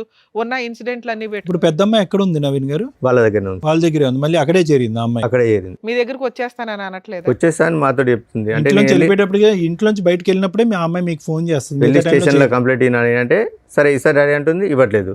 సరే ఇప్పుడు ఇవన్నీ ఎందుకు? వాళ్ళు మీ దగ్గరకు వచ్చినప్పుడు ఏ నష్టం జరుగుద్దో పోలీసులకు కంప్లైంట్ ఇవ్వడం, సర్దుకోవడం, మీ పని ఏదో మీరు చూసుకోవచ్చు. ఎందుకు వాళ్ళ ఇంట్లో ఏం జరుగుతుంది ఈ నశ ఎందుకు మీకు? ఎవరింట్లో మీకు డైవర్స్ వచ్చినాయి, అయిపోయాయి. పెద్ద మనుషులు ఏదో పిలిచారు, అది క్లియర్ అయిపోయింది. 4 పీకారు, అది క్లియర్ అయిపోయింది. ఇప్పుడు మీ సెకండ్ వైఫ్తో మీరు ప్రశాంతంగా ఉంటే అప్పుడప్పుడు ఏదో న్యూస్ జరిగిద్ది, దాని మీద అడ్వకేట్ చూసుకుంటారు, పోలీసులు చూసుకుంటారు. దీన్ని ఎందుకు ఇంత రోజు అమ్మాయి ఏం చేస్తుంది, వస్తుందా రాదా, భార్య ఏం చేస్తుందా, వస్తుందా రాదా, ఇంటి మీద బామ్మర్ది ఏం చేస్తాడు, వస్తాడా, నలుగురు వేసుకొని రారా, ఇదెందుకు ఇంత ఆలోచిస్తున్నారు మీరు? మీకు మీ ఫస్ట్ వైఫ్ మీద ఏమన్నా ఫీలింగ్స్ ఇప్పటికీ ఉన్నాయా? లేవు, ఫుల్ స్టాప్. మీ పెద్ద అమ్మాయి మీద మీకు ఏమన్నా అమ్మాయి కావాలి అనేటటువంటిది ఉందా? ఆ అమ్మాయి అక్కడ హెరాస్ గురవుతుంది, తల్లిలాగా లైఫ్ నాశనం అవుతుందేమో అని ఆ అమ్మాయిని సేవ్ చేయాలనుకుంటున్నారా? మిమ్మల్ని నమ్ముకుని వచ్చిన సెకండ్ వైఫ్ మీద మీకేమీ లేదా? ఉన్నది మేడం. ఏమంటండి, ఏమన్నా ఉందా? మాకే కోపం వస్తుంది. సెకండ్ వైఫ్కి రావాలి అసలు. ఏంది తింగరగాడిని ఎట్లా పెట్టుకుని కవర్ చేస్తున్నామని సెన్స్ ఉందా? ఉన్నప్పుడు భార్య క్యారెక్టర్ లేదని అంటున్నారు, క్యారెక్టర్ లేని భార్య కావాలంటున్నారు. కూతురేమో ఒకసారి నాకు ఫేవర్, ఒకసారి అమ్మకి ఫేవర్ అంటున్నారు. వాళ్ళు వద్దు అనుకుని డైవర్స్ చేశారు, వచ్చేసింది. అయినా ట్రై చేశారు, రాలేదు. వన్స్ మీరు పూర్తిగా క్లోజ్ అయిపోతున్నారు, వేరే అమ్మాయిని చేసుకొని అని తెలిసినాక ఆవిడ వచ్చినాక మిమ్మల్ని నమ్ముకొని ఒక అమ్మాయి వచ్చి విత్ క్యారెక్టర్తో వచ్చి మీ పక్కన కూర్చున్నప్పుడు ఆవిడకి ఎక్కువ ఇంపార్టెన్స్ ఇచ్చుకోవాలి సెకండ్ వైఫ్కి. ఈ అమ్మాయిది చిన్న నసలు కొన్ని రోజులు జరుగుతాయి, ఆ నసలేవో క్లియర్ చేసుకోవాలా, ఊరుకోవాలా. స్టిల్ ఇప్పటికీ తవ్వుకుంటున్నారు మీరు ఇదే పనిగా. సంపాదించేది పావల, పంచాయతీలు 100. సరే ఓకే, ఇక్కడికి ఎందుకు వచ్చారు? ఇప్పుడు నా అడ్రస్ తెలుసుకోవడానికి ఏదో ఒకటి పాపని ఎర్రగా వాడుతుండ్రు, లేకపోతే అక్కడికి వెళ్ళి మా మమ్మీని అరెస్ట్ చేసి చేయొచ్చు కదా సార్, మీ చేతిలో ఉంది ఆయుధం, ఫోను. అంటే ఇంటికి వెళ్ళి మమ్మీని అరెస్ట్ చేస్తాను మేడం. మీ అమ్మగారు కంప్లైంట్ ఇస్తే అయిపోతుంది. చాలా కంప్లైంట్ ఇస్తే ఎస్ఐ గారు సింపుల్ పెద్ద మనుషులలో మాట్లాడుకుంటున్నారు అంటున్నారు కదా, అడ్వకేట్ని పెట్టుకుంటే ప్రైవేట్ కంప్లైంట్ అయిపోయాయి. Simple process. మీతో పాటు ఎవరైనా వచ్చారా? ఎవరు రాలేదు. వాళ్ళు కూడా నీతోటి మేము తిరగడం వల్ల వాళ్ళు కూడా మమ్మల్ని స్ట్రగుల్ చేస్తారని. యాక్చువల్లీ ఏంటంటే పెద్ద మనుషులు జరుగుతుంటే కూడా నా మీద అంటే మామూలుగా ఎంసీ కేసు వేసింది మేడం. అంటే ఇక్కడ మళ్ళీ పెద్ద మనుషులలో సెటిల్ చేసుకుంటే మళ్ళీ ఎంసీ తిరగాలని నేను ఫీజు కట్టట్లేదు మేడం. సార్ మీతో పాటు ఎవరైనా వచ్చారా? నా రెండో భార్య వచ్చింది మేడం. హలో అండి, మీ పేరు? శ్వేత మేడం. శ్వేత గారు. సో విన్నారు కదండి ఇప్పటివరకు ఆయన చెప్పింది. సో మీరన్నా గట్టిగా ఏదో ఒకటి మాట్లాడొచ్చు కదా. అంటే ఇప్పుడు ఆయనకి కూతురు మీద ప్రేమ ఎక్కువ ఫస్ట్ నుంచి కూడా. నేను ఏం చెప్పినా కానీ వినే సిచ్యువేషన్ లేదు. మీరు బయట నుంచి వచ్చారన్న ఒక ఫీలింగ్ ఒకవేళ ఉంటుంది. నేను ఏమన్నా చెప్పినా అమ్మాయి వచ్చి తండ్రిని కూతుర్ని విడదీసేసింది అని అంటారని నేను ఇప్పుడు వరకు కామ్గా ఉన్నాను. పైగా ఇంకోటి ఏంటంటే నేను ఒక ఆడపిల్లని, ఆ అమ్మాయి ఒక ఆడపిల్ల, ఫస్ట్ నుంచి బాధలు పడుతూనే ఉంది. అంటే వీళ్ళ పేరెంట్స్ ఆమెను ఈయన కలిసి ఫస్ట్ నుంచి పిల్లల్ని ఇబ్బంది పెడుతూనే ఇబ్బంది ఉన్నారు. పెడుతూనే ఉన్నది అని చెప్పేసి నేను కూడా సరే మాట్లాడు అని చెప్పేసి ఊరుకున్నాను నేను. ఓకే, ఇంకా కూతురే కదా అని మాట్లాడమని వదిలేశారు. కానీ ఆ అమ్మాయి ఒక్క నిమిషం శ్వేత గారు, ఇప్పుడు ఆ అమ్మాయి ఆ అమ్మాయి యొక్క మెంటల్ స్టేట్ స్టేబుల్గా ఉందని అనుకోవచ్చా? ఎవరు ఇప్పుడు ఓకే ఇతనికి ప్రేమ ఉంది, ఒక నిమిషం నా మాట వినండి, ఈ యుద్ధాలు గొడవలు ఇవన్నీ చూసి ఆ అమ్మాయి ఆల్రెడీ మెంటలీ డిప్రెస్ అయ్యిందేమో అని నాకు అనిపిస్తుంది. ఆ అమ్మాయికి ఒక స్టెబిలిటీ లేదు, స్నేహితులు గీతులు అనేటటువంటి వరదలో కొట్టుకుపోతుంది. రాత్రి అర్ధరాత్రి అనక అపరాత్రి అనక ఇంటికి వస్తుంది.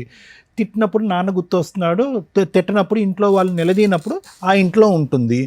నిజంగా ఆ అమ్మాయికి సపోర్టివ్గా ఇతను ముందుకు వెళ్ళాలి అంటే కనుక ఇతని లైఫ్ మీ లైఫ్ మీ కాపురం రిస్క్లో పడుతుంది. నేను అందుకే సార్ ఎస్, ఇప్పుడు ఈరోజు మీరు ఏంటంటే నేను ఒక ఆడపిల్ల గురించి నేను ఎలా మాట్లాడతాను, వచ్చింది అంటే సవతి తల్లి వచ్చి సొంత కూతురిని దూరం చేస్తుంది అనేటటువంటి మాట దూరం మాట. ఈరోజు అతను ముందుకొచ్చి ఫీజు కడతానన్నా, అతను వచ్చి ఆ అమ్మాయి సంరక్షణ తీసుకుంటానన్నా అంత సాఫీగా జరిగేటటువంటి అంశమా? ఫస్ట్ ఆఫ్ ఆల్ ఆ అమ్మాయి వస్తుందా? దామ్మ తలుపులు తీసే రా అంటే ఆ అమ్మాయి వస్తుందా? I don't think so. అక్కడ వాళ్ళ ఇంట్లో గర్జించినప్పుడు, నిలదీసినప్పుడు, ప్రశ్నించినప్పుడు నాన్న అని అంటుంది, ఆ తర్వాత షట్. ఇప్పుడు ఆ అమ్మాయి గురించి ఇతను అంటే తప్పుగా అనుకోకండి, కూతురు మీద ప్రేమ ఉంటే కనుక ఆ యుద్ధం ఇప్పుడు కాదు ఎప్పుడో మొదలవ్వాలి. ఎప్పుడో కూతురు గురించి యుద్ధం అనేది ఎప్పుడో మొదలవ్వాలి, అప్పుడు మొదలవ్వలేదు. ఎప్పుడైతే విడాకులు అయిందో ఆ అమ్మాయి ఎప్పుడైతే ఫోన్ చేసి నాన్న అంటం మొదలుపెట్టిందో, అమ్మో మా నాన్న నా కూతురు అక్కడ నలిగిపోతుంది అనేటటువంటి ఫీలింగ్లో వస్తున్నారు. నా గట్ ఫీలింగ్, నా అంతరాత్మ ఏం చెప్తుందంటే ఈ మొత్తం సినారియోలో ఒక టీనేజ్లో సైడ్ ట్రాక్ అయినటువంటి ఒక ఆడపిల్ల సిచ్యువేషన్ అడ్వాంటేజ్ తీసుకుంటుంది అన్నది నా అభిప్రాయం. సేమ్. ఇప్పుడు ఆ అమ్మాయి కాదు, ఆ అమ్మాయిని నువ్వే సంరక్షణ చూసుకో, ఆ అమ్మాయిని అమ్మ నువ్వు అక్కడే పెరిగావు, అక్కడే పుట్టావు, అక్కడే మీ అమ్మ దగ్గరే ఇంతకాలం ఉన్నది, నేను చూసింది నా మాత్రమే, ఒక తండ్రిగా నేను నీ మొహం చూసింది నా మాత్రమే, తల్లి అయినా ఎవరైనా అక్కడే నువ్వు చూసుకో అమ్మా అని చెప్పి మీరు వదిలేస్తే కనుక మీ సంసారం బాగుంటుంది. ఇప్పుడు ఏంటంటే ఇతను విడాకులు ఇచ్చాడు, సడన్గా ఇప్పుడు కూతురు సంరక్షణ అనేటువంటి ఆలోచన వచ్చేటప్పటికి 2 పడవల మీద కాలు వేసేటప్పటికి అక్కడ తల్లికి మామకి అగ్గుల మీద గుగ్గులం అవుతున్నారు, ఈ అమ్మాయిని ట్రాప్ చేస్తున్నారు మీరు అనేటటువంటి ఫీలింగ్తో. అంతే కదా శ్వేత గారు? అదే కదా ఇక్కడ సబ్జెక్టు. లేదంటే ఆ అమ్మాయి ఎందుకు ఇక్కడికి వస్తుంది పదే మీ భార్య విడాకులు అయిన తర్వాత? సరే సార్, ఇక్కడికి ఎందుకు వచ్చారు మీరు? ఏం కావాలని వచ్చారు? మేము అంటే ఇక్కడ హైదరాబాద్లో ఉంటాము, అత్తయ్య గారు ఊర్లో ఉంటారు. మేము దొరకట్లేదు అని చెప్పి వెళ్ళి అత్తయ్య గారిని కొట్టుడు, పిల్లలు లేకపోతే పిల్లలా? పిల్లలు, ఈ పెద్దమ్మాయి కూడా చెప్పు తీసుకొని కొట్టంటే చెప్పు తీసుకొట్టుడు. ఎందుకమ్మా ఏమని చెప్పి కొడుతున్నారు పెద్దవాడిని? డబ్బులు అడిగిపో. అదే డబ్బులు అడిగిపో. మెయింటెనెన్స్ కాదు మేడం, అదే డబ్బులు, అంతే. డబ్బు ఎంతో కొంత, ఏదో ఎంతో కొంత. ఫీజులు కూడా కాదు, వాళ్ళు అంతే, డబ్బు. ఖర్చులకి డబ్బులు అడిగిపో. నువ్వు ఎందుకు కొట్టావు, నువ్వు ఎందుకు ఇయ్యో అని చెప్పేసి పెద్ద పాప వెళ్ళి, చిన్నదంటే తెలీదు తనకి, పెద్దది వెళ్ళి కొట్టుకుపో అంటే వెళ్ళి కొట్టడం. మరి అదే పాప నాయనమ్మ నేను ఇక్కడ ఉన్నాను, బస్ స్టాండ్ లో ఉంది, నా పరిస్థితి బాగాలేదని చెప్పి ఫోన్ చేసి, ఇప్పుడు మా నంబర్స్ ఏం లేవు తన దగ్గర సార్ మాకు చేయడానికి. నాయనమ్మే హెల్ప్ కోరినటువంటి అమ్మాయి ఈ రోజు నాయనమ్మని కొడుతుందని అంటున్నారు కదా? అంతకుముందు సార్, అంతకుముందు నాయనమ్మ కొట్టుపో ఇప్పుడు అంటే కొట్టడం మానేసి, ఇంటికి రావడం మానేసి ఎంతకాలం అయింది? ఏదో వస్తూనే ఉన్నారు మేడం వాళ్ళు. అంటే కొట్టడం లేదు, అంటే మీరు ఎక్కడ ఉన్నారో తెలియక అక్కడ attack చేస్తారు. 2 months ఒకసారి వచ్చి ఏం చేస్తారు? వచ్చింది 2 days ఉంటుండ్రు వెళ్ళిపోతుంది. పిల్లలేనా ఆవిడ కూడా? ఆవిడ వస్తుంది. వస్తారు మేడం. అప్పుడు ఏం చేస్తున్నారు ఇంట్లో వంట ఎవరు చేస్తున్నారు? వాళ్ళే చేసుకుంటారు. వాళ్ళు చేసేసుకుని వాళ్ళ వరకు ఉండి వాళ్ళ వరకు మళ్ళీ సర్దుకొని వీళ్ళు వెళ్ళిపోతారు. వస్తే శ్వేత అత్తయ్య గారు గారు ఆ 2 days ఎలా నడుస్తుందమ్మా? ఆ 2 days ఎలా నడుస్తుంది? అది తెలీదు సార్ నాకు. కాదు మీ ఇంటికి వస్తుంది ఆవిడ, పిల్లలతో పాటు వస్తుంది. వాళ్ళు వీళ్ళకి తెలియదు, వాళ్ళ అత్తగారు మా కదా. అత్తగారు ఉండరు. సాటర్డే సండే మమ్మీ ఉండదు. మా సిస్టరు ఇప్పుడు 8 months క్యారింగ్ మేడం, ఇక్కడికి వస్తుందండి. మమ్మీ లేనప్పుడు వస్తుంది, ఓకే ఓన్లీ ఫెస్టివల్స్ చూసుకొని వస్తుంది. ఓకే, ఆ టైంలో మీ అమ్మగారు ఎక్కడ ఉంటారు? సిస్టర్ దగ్గరకు వస్తుంది. లేదంటే ఉన్న ఊర్లోనే అమ్మమ్మ వాళ్ళ ఇంటికాడ ఆ ఉంటాయి. ఇల్లు ఎంత వాల్యూ చేస్తుంది? ఎవరి పేరు మీద ఉంది?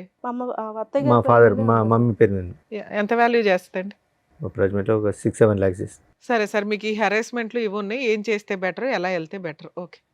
అది సార్ పాప ఒకసారి మాట్లాడి అసలు ఆ సిచ్యువేషన్ ఏంటి, వస్తే మా దగ్గర ఉంటే మంచిగా ఉండి వాళ్ళకి మాకు సంబంధం లేదు, నేను మా డాడీతో ఉంటాను అంటే తీసుకుంటాం, లేదు నేను అక్కడే ఉంటాను అని అంటే పర్మనెంట్ సెటిల్మెంట్ చేసేసుకుందాం, వాళ్ళకి మాకు సంబంధం లేకుండా.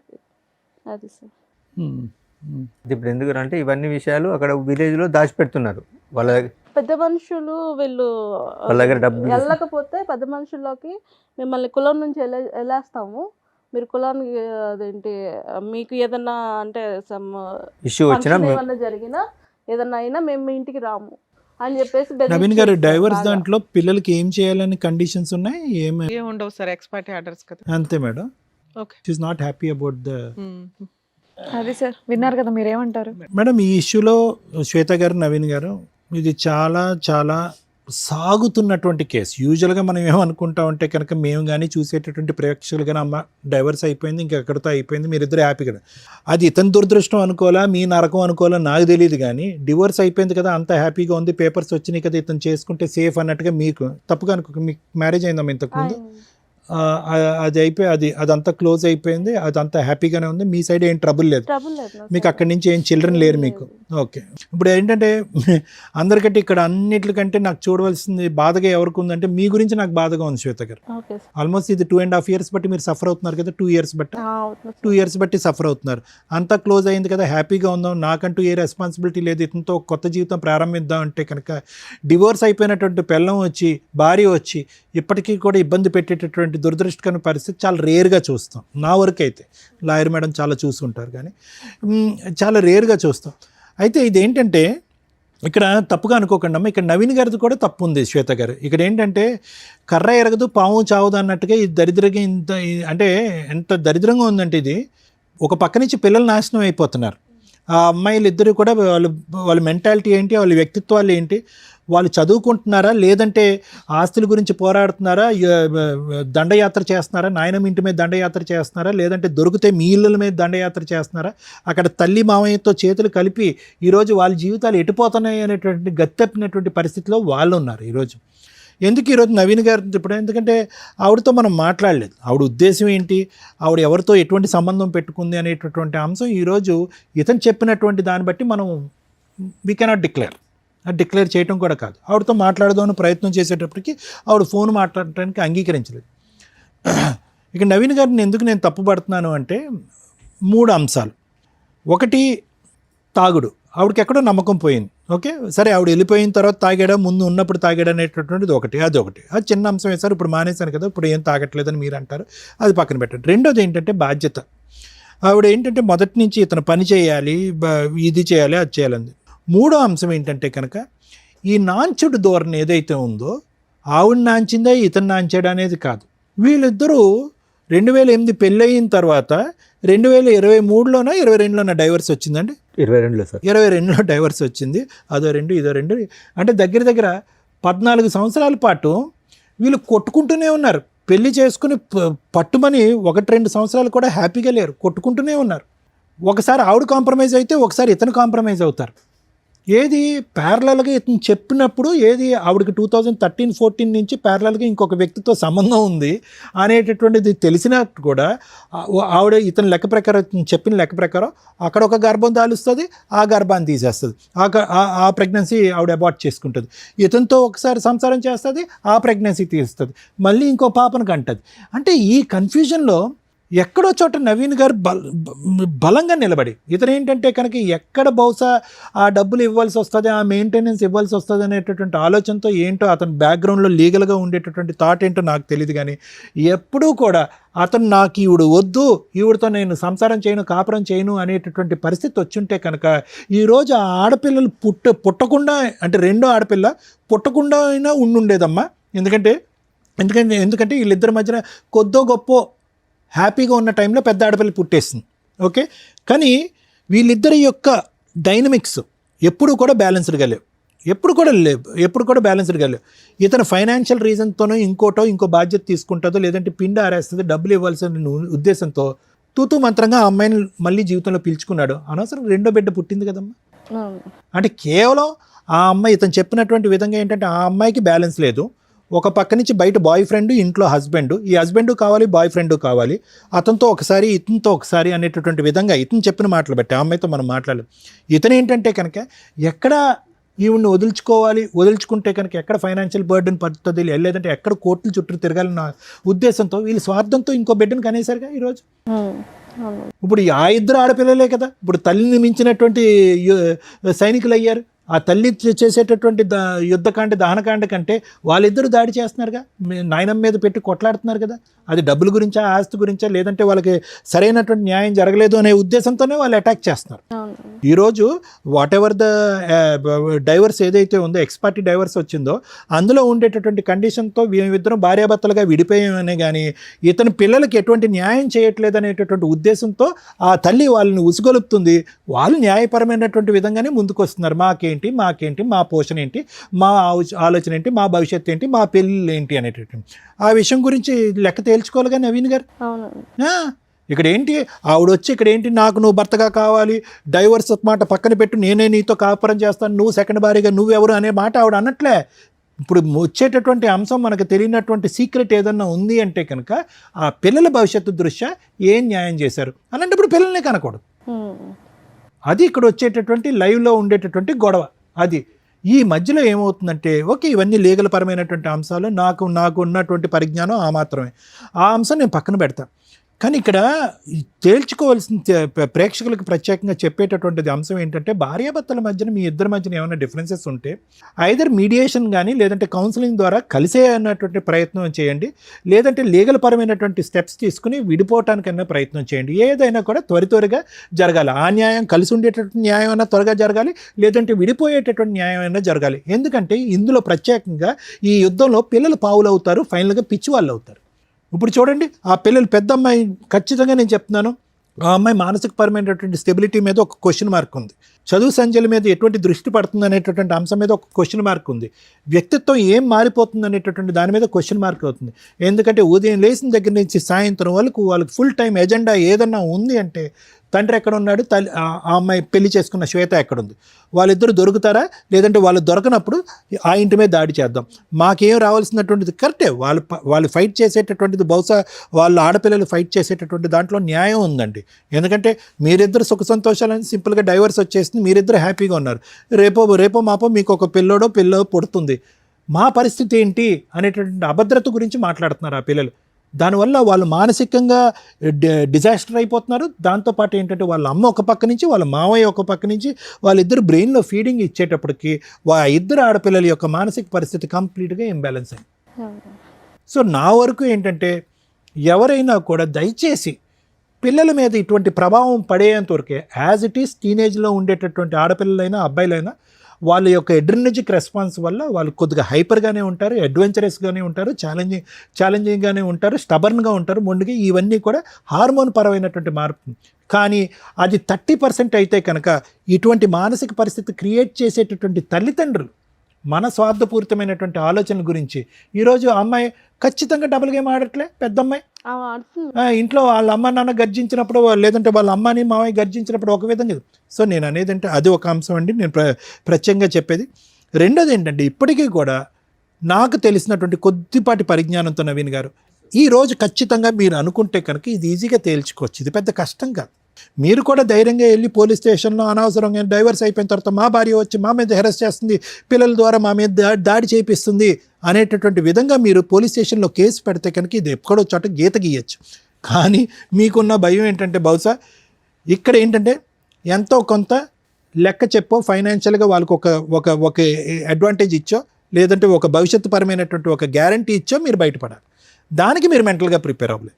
పెద్ద పాప పాడైపోతుంది, అక్కడ హెరాస్మెంట్ గురవుతుంది, వాళ్ళ అమ్మ దారిలో నడుస్తుంది కాబట్టి నేను పెద్ద పాప మీద జాలి చూపెడుతున్నానంటే కన్న కూతురు కాబట్టి మీకు ఆ ఫీలింగ్ ఉంటుంది. కానీ అది ఇక్కడ ప్రయారిటీగా మాట్లాడవలసినటువంటి అంశం కాదు, అది మనస్ఫూర్తిగా మీ ఆలోచన కూడా కాదు.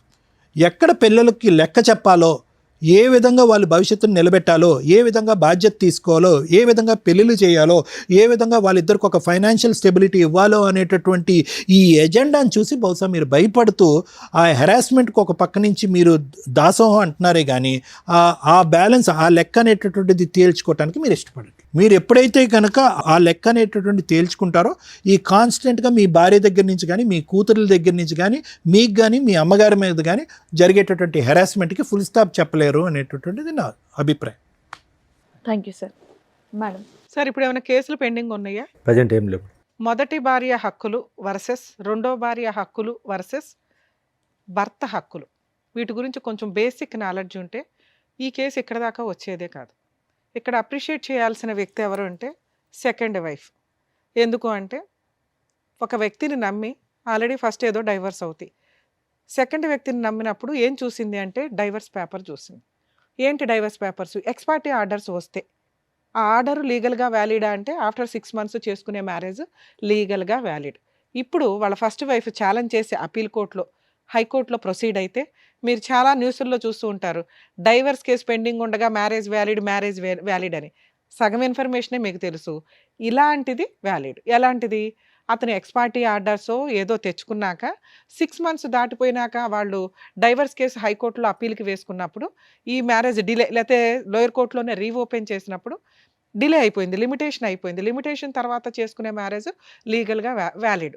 సో, ఆ డైవర్స్ కేస్ కంటిన్యూ అవుతూనే ఉంటుంది. ఫైనల్‌గా జడ్జి గారు అట్లాంటి కేసుల్లో కొంత కాంపెన్సేషన్ ఆర్డర్ చేస్తారే తప్ప, ఈ సెకండ్ మ్యారేజ్ వ్యాలిడ్ కాదు అని అనరు. సో, ఎవరన్నా జెంట్స్ గాని, లేడీస్ గాని మీకు X party orders, divorce copies కనుక చూపిస్తే 6 మంత్స్ కంప్లీట్ అయిందా లేదా చూసుకొని ఆఫ్టర్ 6 మంత్స్ మ్యారేజ్ చేసుకోండి. అది లీగల్‌గా వ్యాలిడ్. ఫస్ట్ వైఫ్ కానీ, ఫస్ట్ హస్బెండ్ గానీ ఫైటింగ్ చేస్తున్నా కూడా మీకు ప్రాబ్లమ్ లేదు. అవి ఫర్దర్‌గా నడుస్తూ ఉంటాయి. కానీ యూజ్ ఏముంది? ఇప్పుడు ఈ సెకండ్ వైఫ్ హరాస్మెంట్ పడుతున్నట్టు లెక్క. ఆ అమ్మాయికి వేరే ఆప్షన్ లేదు. ఇక్కడ భర్త మంచోడా, చెడ్డోడా, భర్తతో హ్యాపీనెస్ ఏముంది? ఈ మంచి చెడుల గురించి ఆలోచించడం కంటే భర్త ఉంటాడా, ఓడతాడా అనే కన్‌ఫ్యూజన్‌లోకి వెళ్ళిపోతుంది. ఎందుకంటే భర్త హ్యాపీగా లేడు. ఫైనాన్షియల్‌గా సంపాదించడం మీద కాన్సంట్రేషన్ లేదు. సెకండ్ వైఫ్‌ని బాగా చూసుకునే విధం మీద కాన్సంట్రేషన్ లేదు.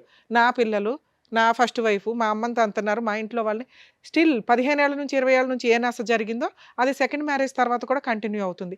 ఒకవేళ ఎవరైనా అమ్మాయి గాని అబ్బాయిలకి పెద్ద ప్రాబ్లమ్ ఉండదులెండి. ఎందుకంటే అమ్మాయిలు అన్నీ కట్ చేసుకునే వస్తారు ప్రాపర్‌గా. అబ్బాయిల్ని ఎవరన్నా చేసుకుంటుంటే ఈవిడలాగా సఫర్ అవ్వకండి. ఫస్ట్ వైఫ్ తోటి లీగల్‌గా మిగతా లిటిగేషన్స్ అన్నీ క్లియర్ అవుతున్నాయా లేదా? ఇన్ కేస్ అవ్వకపోతే మీరు బాండ్ పేపర్సో, సేఫ్టీగా ఏదైనా ప్రాపర్టీసో రాయించుకోండి. మళ్ళీ మీ వైఫో, మీ పిల్లలో వస్తే పేగుబంధం ఎట్లాగో ఇప్పుడు ఈయనలాగా బాధపడుతూ ఉంటారు. ఆ నాస మేము పడుతూ ఉండలేం కదా! మమ్మల్ని ఎందుకు విలన్‌గా చూపించటం. మీ అవసరం వాళ్ళకుంది, ఆళ్ళ అవసరం మీకుంది. సో, కాబట్టి మీకేం తక్కువైనట్టు కాదు. సెకండ్ వైఫ్ వచ్చినాక ఆ పిల్లలు రావడం, రాకపోవడం అనేది మీరు ముందుగా మాట్లాడుకుంటే ఈవిడ పడే మానసిక క్షోభ బయటికి చెప్పకుండా. పాపం ఆవిడ ఒక్క మాట మాట్లాడట్ల. అలాంటి క్షోభ పడకుండా ఉంటారు. సేఫ్ సైడ్‌లో ఉండండి. ఎక్స్ పార్టీ ఆర్డర్స్ తీసుకునేటప్పుడే ఇలాంటి వ్యక్తితోటి 6 మంత్స్ తర్వాత మ్యారేజ్ చేసుకుంటూ ఫస్ట్ వైఫ్‌తో ఫుల్ అండ్ ఫైనల్ సెటిల్మెంట్ అవ్వకపోతే నువ్వేంటి, నీ పిల్లలేంటి, మీ ఆస్తులేంటి, నాకేంటి? ఇది రాసుకొని ఒకవేళ మీ నసేదన్నా ఉంటే బయట చూసుకొని గుమ్మం లోపలికి తీసుకురావద్దు. నన్ను ఇన్వాల్వ్ చేయొద్దు. అలా సేఫ్‌గా చూసుకోగలిగితే చేసుకో, లేకపోతే ఇంకో సంబంధం చూసుకోవడం బెటర్ అండి అని క్లియర్‌గా మాట్లాడుకోండి. ఏదో అంటారు చూడు, ముందే మాట్లాడుకోవడం వల్ల 90% ప్రాబ్లమ్స్ క్లియర్ అవుతాయి. శ్వేత గారు విన్నారా? సో, మీరు ఇరుక్కుపోయారు. సో, మీలాగా కొంతమంది సఫర్ అవ్వకుండా ఉండడానికి ఈ రోజున మీరు ఇక్కడి దాకా వచ్చి మాట్లాడడం అనేది కొంత సేఫ్ సైడ్ అని నా ఉద్దేశం. First wife rights versus husband ఈటి గురించి మాట్లాడదాం ఇప్పుడు. ఫస్ట్ వైఫ్ ఇద్దరు పిల్లలుండి అసలు పిల్లలున్న కేసుల్లో నిజంగా వీళ్ళిద్దరూ చాలా పాపం మూటగట్టుకున్నారు. వరస్ట్ ఆఫ్ వరస్ట్ తల్లిదండ్రులు ఏంటి అంటే ఈ రకంగా పిల్లల్ని ఫుట్బాల్ ఆడుకుంటున్నట్లు ఆడుకుంటుంటే నరకం కనిపిస్తుంది పిల్లలకి. దీని గురించి ప్రతి ఫ్యామిలీ కోర్ట్ జడ్జి సఫర్ అవుతారు. ఎందుకంటే పాపం వాళ్ళకి అర్థమైపోతూ ఉంటుంది. మాలాంటి వాళ్ళకి అర్థమవుతూ ఉంటుంది. అరే పిల్లలు ఇంత సఫర్ అవుతారు భవిష్యత్తులో, వాళ్ళు మేబీ ఇప్పుడు చిన్నోళ్ళు అవ్వచ్చు. కానీ అమ్మ దగ్గర పెరుగుతారు 90% మన ఇండియన్ జ్యూరిస్డిక్షన్స్ ప్రకారం, రెస్పాన్సిబిలిటీస్ ప్రకారం. ఎందుకంటే మదర్స్ సరిగ్గా చూడరని. అలాగే తండ్రి తను తానే చూసుకోలేక ఇంకో పెళ్లి చేసుకుంటాడు. ఇంక పిల్లల్ని ఏం చూసుకుంటాడు? 99% అలాగే ఉంటారన్న ఉద్దేశం. మెజారిటీకి ఎప్పుడు ఇంపార్టెన్సీ ఉంటుంది కాబట్టి తండ్రికి కస్టడీ అనేది ఇవ్వరు చాలా సందర్భాల్లో. ఆ కస్టడీ తీసుకుంటే ముందు అబ్బాయిని కాపాడుకోలేం. ఎందుకంటే అది కన్‌ఫ్యూజింగ్ లైఫ్ స్టైల్ అవుతది. ఉంటే ఎవరో ఒకళ్ళ దగ్గర వేరే కంట్రీలో లాగా మనం పులిహార పంచుకున్నట్టు పంచుకోవడం, నీ పిల్లలు నా పిల్లలు కలిపి మన పిల్లలతో ఆడుకుంటారనే పంచాయతీ ఉండదు. సో, తల్లికే ఇస్తారు ఎక్కువగా. ఇక తను వేరే మ్యారేజ్ చేసుకుంటదా, చేసుకోదా ఇక వాళ్ళ లైఫ్ స్టైల్ అది వేరు. ఇలాంటి కేసులో పిల్లలు తల్లి కొడుతుంటే, తిడుతుంటే, క్యారెక్టర్ గురించి ఎక్స్‌ప్లెయిన్ చేస్తుంటే తండ్రి దగ్గరికి పారిపోతూ ఉంటారు. వీళ్ళ ఫస్ట్ అమ్మాయి ఒక ఎగ్జాంపుల్. అలాగే తండ్రి ఏదన్నా చెప్తూ ఉంటే తల్లి దగ్గరికి పారిపోతారు. Perfect drama. అమ్మాయిని అనటానికే లేదు. ఆ పాపం అమ్మాయి మెంటాలిటీని ఎవరు అలా క్రియేట్ చేసింది? తల్లిదండ్రులు. నిజంగా ఇలాంటి తల్లిదండ్రులకి పాపం తగిలిద్ది. ఉంటే మీ దగ్గర పెట్టుకోండి. మీ ఎదవ డ్రామాలకి, మీ ఆస్తి పంపకాలకి, మీ మెయింటెనెన్స్‌ల కోసం పిల్లల్ని బలిపశువులను చేయొద్దు. తల్లి నువ్వు పోరాడు. ఫస్ట్ వైఫ్ ఎవరైతే తల్లి ఉంటుందో ఆస్తులు కావాలనుకుంటే నువ్వు ఒక్కదానివే పోరాడు. పిల్లల్ని నానమ్మల దగ్గరకో, తండ్రుల దగ్గరకో పంపించొద్దు. పూర్తిగా మీరే ఉంచుకుందాం అనుకుంటే. లేదా అమ్మ 5 రోజులు ఇక్కడ ఉండు, సాటర్డే సండేలు డాడీ దగ్గరికి వెళ్ళు, పండగలప్పుడు వెళ్ళు. ఇంతే తప్ప మీ పర్సనల్ విషయాల గురించి పిల్లలతోటి ఎద్దవ డ్రామాలు వేయొద్దు. పిల్లలు మీ దగ్గర కావాలనుకున్నప్పుడు ఫీజు కట్టుకోవాలా? ఆయన ఎందుకు కడతాడు? అంత రెస్పాన్సిబిలిటీ లేకపోతే పిల్లల్ని వదిలేసేయండి, పూర్తి కస్టడీ అతనికి ఇచ్చేయండి. ఇది లేకుండా డ్రామాలు ఆడకండి. ఇక ఈ కేసులో worst of worst husband, worst of worst father అని నా ఉద్దేశం. ఎందుకు మేడం అంత దారుణంగా మాట్లాడారు? పాపం అతను మంచిగానే ఉన్నాడుగా. బయటకే మంచి. అతని మెంటాలిటీ కరెక్ట్ కాదు. ఇలా ఉన్న వాళ్ళకి ఈ నస జీవితకాలం కంటిన్యూ అవుతుంది. ఎందుకు అంటే ఆయన ఎక్కడా కూడా ఒక ప్రాబ్లంకి పుని స్టాప్ పెట్టట్ల.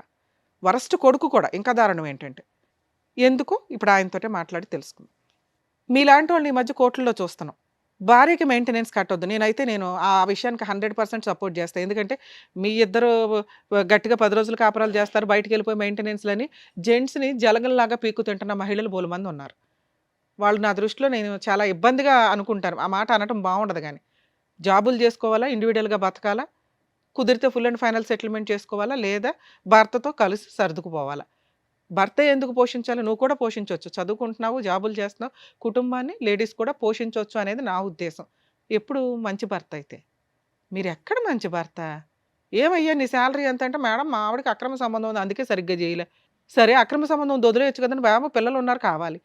ఎప్పుడైతే అక్రమ సంబంధం ఉంది అన్నావో ఆవిడొద్దు మనకి. ఎందుకంటే అలాంటి క్యారెక్టర్లెస్ అనే అమ్మాయిని ఇంట్లోకి తెచ్చి నువ్వు ఏ రకంగా పడుకుంటావు, ఏ రకంగా ఇంకో పిల్లని కంటావు? నీ క్యారెక్టరే లేదు కదా. అంటే మీకు అవసరం కేసులు వేస్తే కోర్టుల చుట్టూ తిరగాల, ఏదో రకంగా అబద్ధం చెప్పి ఇంట్లోకి తెచ్చుకొని 4 రోజులు వాడేసుకొని మళ్ళీ కేసులన్నీ క్లోజ్ చేసుకున్నా మళ్ళీ పోటాడుకుందాం ఫ్రెష్గా.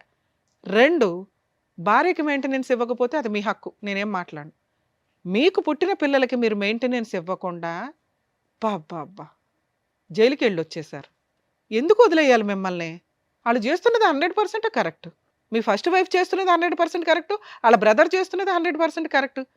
అప్పనంగా ఒక అమ్మాయిని పెళ్లి చేసుకొని ఆవిడ క్యారెక్టర్ అసాసినేషన్ చేసేసి మళ్ళీ దానికి ఒక ఎవిడెన్స్గా కూతుర్ని పెట్టుకొని ఇక ఈరోజు కూతురు పరువు కూడా తీసేశారు. ఇక్కడికి వచ్చి వాళ్ళకి ₹1 ఇవ్వకుండా, మేడం బాగా నస్తుందండి, మమ్మల్ని చంపేస్తున్నారు, మా అమ్మని మీరు మీలాంటి కొడుకు ఉండడం వల్ల మీ అమ్మ తన్నులుతుంది. మనవరాల చేతుల్లోనూ, కోడల చేతుల్లోనూ, వాళ్ళ బ్రదర్ చేతుల్లోనూ పోలీస్ స్టేషన్లకు తిరుగుతున్నారు, నర్రకం పడుతున్నారు. వీటన్నిటికీ రీజన్ ఏంటో తెలుసా? మీ బిహేవియర్. మీరు ఒక ఇంటర్ చదివో బయటకు వచ్చిన పిల్లలు కూడా ఈ రోజున 15,000 అన్న మాట నేను వినట్ల. కనీసం 2025కి వచ్చేసరికి వాళ్ళు ఆటోమేటిక్గా 30లు 40లు సంపాదిస్తున్న సొసైటీలో మనం ఉన్నాం. మీరు స్టిల్ ఇప్పటికీ 15,000 అని చెప్తున్నారు తెలుసా? 18 మేడం. 18 చూసారా? 3,000 మీకు చాలా. ఆఫ్టర్ ఆల్ సార్ ఈరోజు మనం ఒక చోట నుంచి ఇంకో చోటకి వెళ్తే 3,000 ఈజీగా అయిపోతాయి. అలాంటి 18,000 మీరు ఎన్ని రోజుల నుంచి సంపాదిస్తున్నారో నాకు అర్థం కాల. ఈవిడికి చెప్పడానికి ఏదో జాబ్ చేసి ఉంటారు, అదే కంటిన్యూ. కానీ ఇక్కడ మీరు కరెక్ట్గా లేరు కదా, అది క్లియర్ చేసుకోవాలి ఫస్ట్. ఓకే, నన్ను ఎవరో ఒకరికి న్యాయం చేయండి. మిమ్మల్ని నమ్ముకుని ఒక అమ్మాయి వచ్చింది, ఈవిడే మీ లైఫ్. ఇంకా పిల్ల, రెండో పిల్ల, ఫస్ట్ భార్య ఇవి కాదు. ఈవిడికి ఫస్ట్ అమ్మాయికి నేను న్యాయం చేయలే, రమ్య గారు చెప్తున్నారు. పిల్లలకి న్యాయం చేయలే, రమ్య గారు చెప్తున్నారు. కన్న తల్లికి న్యాయం చేయలే, రమ్య గారు చెప్తున్నారు. నన్ను నమ్ముకొని ఇంకో అమ్మాయి వచ్చింది, ఆవిడకన్నా న్యాయం చేద్దాం, ఇక్కడ నుంచి కొత్త లైఫ్ స్టార్ట్ చేద్దాం అని అనుకుంటే ఇంకోసారి ఇట్లాంటి స్టేజ్ మీద కూర్చోకండి. ఏం చేయాలి మరి? ఈ అమ్మాయిని కాపాడాలంటే వాళ్ళకి న్యాయం చేయాలి. ఈ అమ్మాయికి న్యాయం చేయాలంటే ఏం చేయాలి? వాళ్ళకి న్యాయం చేయాలి. మీ అమ్మకి న్యాయం చేయాలంటే ఏం చేయాలి? వాళ్ళకి న్యాయం చేయాలి. ఏమి న్యాయం చేయాలా? ఉన్నది ఒక 6 లక్షల ఇల్లు, అది మీ అమ్మగారిది. ఉన్నది ఒక 1/2 ఎకరం, అది 3 వాటాలు. అంటే మీ దగ్గర ఏమీ లేవు పంపకాలు చేయడానికి. మీ అమ్మగారి తదనంతరం మిగిలేదు కూడా 1 లక్షే. ఆ ఇల్లు మీ ముగ్గురు పంచుకుంటే. అర్థమవుతుందా? ఎక్కడో 1 లక్ష, అక్కడో 2 లక్షలు, 3 లక్షలు మీ దగ్గర ఉన్న పంచాయతీ. ఆ అమ్మాయికి ఫుల్ అండ్ ఫైనల్ సెటిల్మెంట్ అవ్వకపోతే భూమి బద్దలైనా మీకు ఈ ప్రాబ్లం సాల్వ్ అవ్వదు. పోనీ మీరు అక్కడెక్కడన్నా దాన్ని పుని స్టాప్ పెడుతున్నారా? పెట్టట్లా. ఏ పెద్ద మనుషులు సార్ డైవర్స్ వచ్చిన తర్వాత అమ్మా నువ్వు వెళ్ళి కలుసుండు అనేది ఎందుకన్నారో తెలుసా? ఆ పెద్ద మనుషులు ఆ అమ్మాయికి పిల్లలకి న్యాయం చేయడం కోసం. పిల్లలు ఉన్నారు కాబట్టి మీరు కలిసి ఉండండి అల్లా. పిల్లల్ని రోడ్డు మీద వేసేవరా నువ్వు? ఆ పిల్లలు ఉండడానికి షెల్టర్ కావాలని మీ ఇంట్లోకి పంపించారు. అంతే తప్ప వాళ్ళు మీకు అన్యాయం చేయలేదు, ఆ అమ్మాయికి ఏమీ న్యాయం చేయలే. కానీ లీగాలిటీ ఒకటి ఉందిగా. వన్స్ డైవర్స్ వచ్చినాక ఫోర్స్ఫుల్గా మీ అమ్మగారి ఇంట్లోకి అంటే అత్తగారి ఇంట్లోకి ఫోర్స్ఫుల్గా వెళ్ళే రైట్స్ ఏ కోడలికి ఉండవు తల్లి. ఈయన మీద ప్రాపర్గా కేసులు వేసుకుని ఉంటే సరిపోయేది. ఎంత తెలివితేటలంటే వరస్ట్ ఫాదర్ అని నేను ఎందుకు అన్నానంటే, పిల్లలకి ఇవ్వాల్సిన 2 లక్షలు మీరు అరేంజ్ చేసుకోకుండా 1 మంత్ జైలుకి వెళ్ళారండి. సరే ఆ అమ్మాయికి ఇవ్వాల్సింది ఇవ్వద్దు, పిల్లలకు ఒక 50,000 సర్దుకోవాలిగా. మేడం నేను 50,000 ఇస్తానండి. వాళ్ళు మొత్తం ఏ కోర్టు కూడా మీకున్న 1,50,000 2 లక్షల ఎరియర్స్లో మేడం నేను 2 రోజులు 50,000 కడతాను అంటే ఖచ్చితంగా మీకు టైం ఇస్తారు. సరేనా 50 కట్టండి, 1 వీక్లో కట్టే అంటారు తప్ప ఎన్ని డేట్లు ఇస్తారో తెలుసా? ఎందుకంటే ఆ అమ్మాయికి పిల్లలకి న్యాయం చేయాలి. ఎందుకంటే ఎవరో అని అర్థమైపోద్ది వాళ్ళకి. వచ్చినంత వసూలు చేసి పెడదామని జడ్జెస్ డేట్ ఇస్తూనే ఉంటారు. మిమ్మల్ని జైలుకి పంపిస్తే వాళ్ళకి ఏమి రావు. క్లియర్, అక్కడతో క్లియర్. అర్థమవుతుందా? అమ్మ ఇలాంటి కేసుల్లో హస్బెండ్ ఏమి ఇవ్వకపోతే జైలుకి వెళ్తే వెళ్ళనివ్వడు, వాళ్ళకి బుద్ధి వస్తుంది. కానీ అలవాటు అయిపోయింది ఇక్కడ. సో పిల్లలకి మెయింటెనెన్స్ వసూలు చేసుకునే హక్కు మీకు ఉంటుంది. ఈ రకంగా నసగా వెళ్ళటం కరెక్ట్ కాదు. ఎందుకంటే ఇప్పుడు ఈ ఎఫెక్ట్ మీ జీవితం మీద పడింది, ఇతని జీవితం మీద పడింది, పిల్లల మీద పడుతుంది. ఇంకెంత పాపం మూట కట్టుకుంటాం? ఎప్పుడైతే జైలుకి వెళ్ళాడో ఆయన క్యారెక్టర్ అధపాతాళానికి వెళ్ళిపోయింది. పిల్లలకి మెయింటెనెన్స్ ఇవ్వకుండా వెళ్ళిన వ్యక్తి విషయంలో పెద్ద మనుషులు కానీ కోర్టులు కానీ ఏమీ చెయ్యవు. వేస్ట్. ఇంకా అట్లాంటి వాళ్ళు ఉన్నా వేస్ట్ అనుకోండి. దయచేసి పెద్ద మాట మాట్లాడా, మీకు అర్థమైతే బెటర్. కనీసం పిల్లల్ని ఎట్లా ప్రొటెక్ట్ చేసుకోవాలి, పిల్లల్ని ఎట్లా చదివించుకోవాలి. గవర్నమెంట్ చదువులు చాలా ఉన్నాయి తల్లి, చదివించుకోండి. వాళ్ళని ఫుట్బాల్ లాగా ఆడితే రేపొద్దుట ఇవే లక్షణాలు పిల్లకి వస్తాయి. మీలాంటివి తల్లుల దగ్గర పెరిగితే వాళ్ళు ఏం సొసైటీలో ఎలా తండ్రి అంటే ఏంటి, భర్త అంటే ఏంటి, కుటుంబం అంటే ఏంటి తెలియదు. క్రూయల్గా మారిపోతూ ఉంటారు. వాళ్ళకి వాళ్ళు ఏదో చేసుకుంటూ ఉంటారు, సర్వనాశనం అయిపోవాలి డబ్బు కోసం, అంతే. క్యారెక్టర్లే పోతాయి తల్లి, అర్థం చేసుకోండి. మీ పిల్లల కోసం మేము బాధపడుతున్నాం ఇక్కడ. మీ వైఫ్ ఎవరన్నా విని ఉంటే కనుక, ఫస్ట్ వైఫ్, తల్లి రిక్వెస్ట్ చేస్తున్నాను, ఇక వదిలేయండి ఆయన్ని. జస్ట్ కోర్టులో మెయింటెనెన్స్ కేసు ఒకటి వేసుకోండి. మీరు ఎలాగో ఇంకో పెళ్లి చేసుకోరు, ఆయన మెయింటెనెన్స్ కట్టకుండా అప్పుడప్పుడు జైలుకి వెళ్తూనే ఉంటాడు, వెళ్ళనివ్వండి చాలు. పిల్లల ఫీజులు మీరే కట్టుకోండి, ఎందుకంటే ఆయన కట్టడు. మేము ఈరోజు కట్టమని చెప్పినా కూడా ఆయనకు అర్థం కాదు, ఇక్కడ నుంచి సర్దుకొని వెళ్తాడే తప్ప. అంత పర్ఫెక్ట్ వ్యక్తి. సార్ మీ విషయానికి వస్తే, మమ్మల్ని నమ్ముకొని వచ్చారు కదా, మీకు కాస్త లా అండ్ ఆర్డర్ ఉంటుందిగా, న్యాయం చెప్పాలి, చెప్తాం. మీ అమ్మగారిని ప్రొటెక్ట్ చేసే రైట్స్ మీకు చాలా ఉన్నాయి. మీరు ఎక్కడా కూడా ప్రాపర్ వేలో వెళ్ళట్లా. రూపాయి వదలకూడదు, అందరూ వెళ్ళిపోవాలా, డ్రామాలు ఆడేయాలి. ఇది కరెక్ట్ కాదు. మీరు మారండి ఇప్పటికైనా. ఇక చిన్న వయసులో ఉన్నారు, ఇంకా బోల్డంత లైఫ్ ఉంది, ఒక మంచి అమ్మాయి దొరికింది మీకు. మీరు ఇక్కడ బ్రెయిన్లో ప్యూర్గా అవ్వకపోతే ఇది ఇలాగే కంటిన్యూ అవుతుంటుంది. ఈవిడ ఎంతకాలం భరిస్తారో ఒకసారి ఆలోచించుకోండి. సో ఇప్పుడు పిల్లలకి మిమ్మల్ని ఏదో ఇచ్చే సెటిల్ చేసుకోండి అంటే వాళ్ళ ముగ్గురికి కలిపి మీరు ఆ పెద్ద మనుషుల దగ్గర కూర్చొని, మా ఇంటికి రావద్దు, మా అమ్మ దగ్గరికి రావద్దు, ఫుల్ అండ్ ఫైనల్ సెటిల్మెంట్ ఇదిగోండి, నేను 50,000 ఇవ్వగలను, ఈ 1,00,000 ఇవ్వగలను, తీసుకుంటారా, ఇంకా నా ఇంటికి రావద్దు, అగ్రిమెంట్ రాసి పడేసి మెయింటెనెన్స్లో ఏదైనా లోక్ అదాలత్లో పెట్టుకోండి. ఎందుకంటే మీ వైఫ్ని మేము నమ్మలేము. పెద్ద మనుషుల దగ్గర కాదు, కోర్టులో ఏ కేసుల ద్వారా కాదు, legal cell authority Lok Adalat అని ఒకటి ఉంటుంది.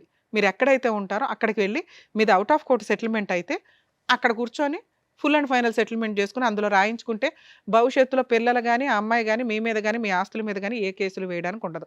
1,00,000 మాట్లాడుకుంటారు, 2,00,000 మాట్లాడుకుంటారు, మీ తాహత కొద్ది మాట్లాడితే మీరు సేవ్ అవుతారు, ఈవిడ సేవ్ అవుతుంది.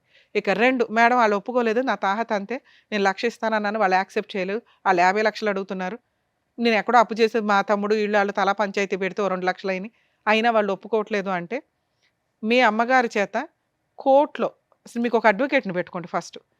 అడ్వకేట్ ద్వారా మీ అమ్మగారి చేత ఒక డొమెస్టిక్ వైలెన్స్ కేసు కానీ, ఇంజెక్షన్ ఆర్డర్ కానీ, రిస్ట్రైన్ ఆర్డర్ అంటారు, నా సరౌండింగ్కి వీళ్ళు ఎవరు రావద్దు, ఎవరైతే ఫోర్స్ఫుల్గా వస్తున్నారో ఆ వ్యక్తులు రావద్దు అని చెప్పి కోర్టులో కేసు ఫైల్ చేసుకునే రైట్స్ మీ అమ్మగారికి ఉంటే ఆవిడ తరపున మీరు ఒక అడ్వకేట్ని పెట్టి ఒక కంప్లైంట్ వేయించండి. Just restrain order, civil proceedings అది. ఆవిడ ఇంటికి ఇంకెవరు రారు, ఎవరు మీ ఫస్ట్ భార్య, పిల్లలు, ఇలా అడిగే రైట్స్ మీ అమ్మగారికి ఉన్నాయి. ఆవిడ కుటుంబం వేరు, ఆవిడ రక్షణ వేరు, మీరు వేరు. ఓకే, ఇక మీరిద్దరు ఎక్కడైతే సీక్రెట్గా ఉంటారంటున్నారో అది ఉండడం బెటరే. మీరు ఎప్పుడైనా ఓ 2,00,000 ఇచ్చి సెటిల్మెంట్ చేసుకుంటాము, ఓ 5,00,000 ఇచ్చి సెటిల్ చేసుకోగలం, ఓ 10,00,000 ఇచ్చి సెటిల్ చేసుకోగలం అన్నప్పుడు బయటకు వెళ్ళి పెద్ద మనుషులతో మాట్లాడుకోండి. ఇక 2వ ఆప్షను, మీకేదో ప్రాణహాని ఉంది, టెన్షన్గా ఉంది, మీరు ఏదైనా కంప్లైంట్ వేయొచ్చు. ప్రైవేట్ కంప్లైంట్ అంటారు.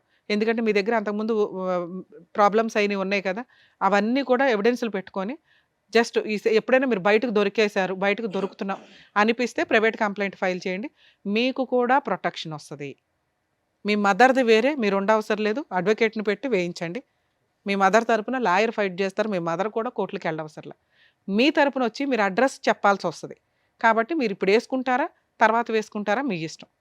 మీరు కూడా ప్రొటెక్షన్ కోసం ప్రైవేట్ కంప్లైంట్ వేసుకోవాలి. మీ ప్రాబ్లం ఎప్పుడు సాల్వ్ అవుతుంది? ఫుల్ అండ్ ఫైనల్ సెటిల్మెంట్ అయిన రోజే సాల్వ్ అవుతుంది. అమ్మ ఫస్ట్ వైఫ్కి చెప్తున్నాను, ఇందాక చెప్పాను క్యారెక్టర్ల గురించి, పిల్లల గురించి. అలాగే మీ క్యారెక్టర్ని ఇక్కడ ఎవ్వరూ ఏం మాట్లాడట్లేదు తల్లి, ఎందుకంటే మీ హస్బెండే మాకు నాకు నచ్చల. ఎందుకు అంటే ఆయన మీ గురించి చాలా ఎలిగేషన్స్ చెప్పేశాడు. పిల్లలు ఉన్నారు కాబట్టి అవి నిజం కాదని అనుకుందాం, ఎందుకంటే మీ అమ్మాయి మాటలు కూడా మేము నమ్మం. మీ కూతురే వచ్చి చెప్పిందండి, ఆయన దగ్గర ప్రాపర్ ఎవిడెన్స్ లేవు, మీ ఆయనే నమ్మాడు నిన్ను, మా ఆవిడ మంచిదండి అనే నీతో ఇంకోసారి పిల్లలకి అన్నాడు. సో మీ పిల్లలు ఉన్న కేసుల్లో మీ క్యారెక్టర్ని మేము ఇక్కడ ఎవ్వరూ మాట్లాడట్లా. మీరు క్యారెక్టర్ లెస్, అబ్బాయితో అక్రమ సంబంధాలు ఉన్నాయా లేదా అని. మీ కూతురు చెప్పింది కూడా మేము నమ్మట్లేదమ్మా, ఎందుకంటే అమ్మాయి మైనరు, అలాగే ఆ అమ్మాయి చాలా అబద్ధాలు, అక్కడ మాటలు ఇక్కడ, ఇక్కడ మాటలు అక్కడ ఎంటర్టైన్ అవ్వడం కోసం చెప్తుంది. సో మీ క్యారెక్టర్ని మేము ఇక్కడ ఏమీ మాట్లాడట్లేదు. ఇక 3, పిల్లల మెయింటెనెన్స్ కోసం మీరు ఒక ఎంసీ కేసు ఫైల్ చేసుకోండి. ఆయన దొరికితే జైలుకి వెళ్తూ ఉంటాడు. ఇట్లాంటివి ఆయన్ని జైలుకి పంపించడానికే మీరు చూసుకుంటూ ఉండండి ఆ ఎంసీ ద్వారా. లేదా అప్పుడు ఫుల్ అండ్ ఫైనల్ సెటిల్మెంట్ చేసుకుంటాడు. దయచేసి అత్తగారి దగ్గరికి వెళ్ళకండి అమ్మా, ఎందుకంటే ఆవిడే ముసలావిడ. ఎందుకు ఇవన్నీ ఇప్పటికే బోళ్ళంత ఏమో చేస్తే ఇవన్నీ కష్టాలు వస్తున్నట్టు లెక్క, అవి పిల్లలకి ఇబ్బంది కూడా అవుతున్నాయి. ఇది నా personal request madam. Thank you madam. So అదండి, సో మేడం చెప్పింది మీకు క్లియర్గా అర్థమైంది అనుకుంటాను. సో చెప్పినట్టుగా చేయండి అండ్ మీరు కూడా జాగ్రత్త. Thank you. Thank you. So thank you so much sir. Thank you so much madam. Naveen Kumar గారు ఆయన సమస్య చెప్పుకోవడానికి వచ్చారు. ఏం చేస్తే బాగుంటుందని చెప్పినందుకు థ్యాంక్ యూ సో మచ్. మరో కథతో మళ్ళీ కలుద్దాం.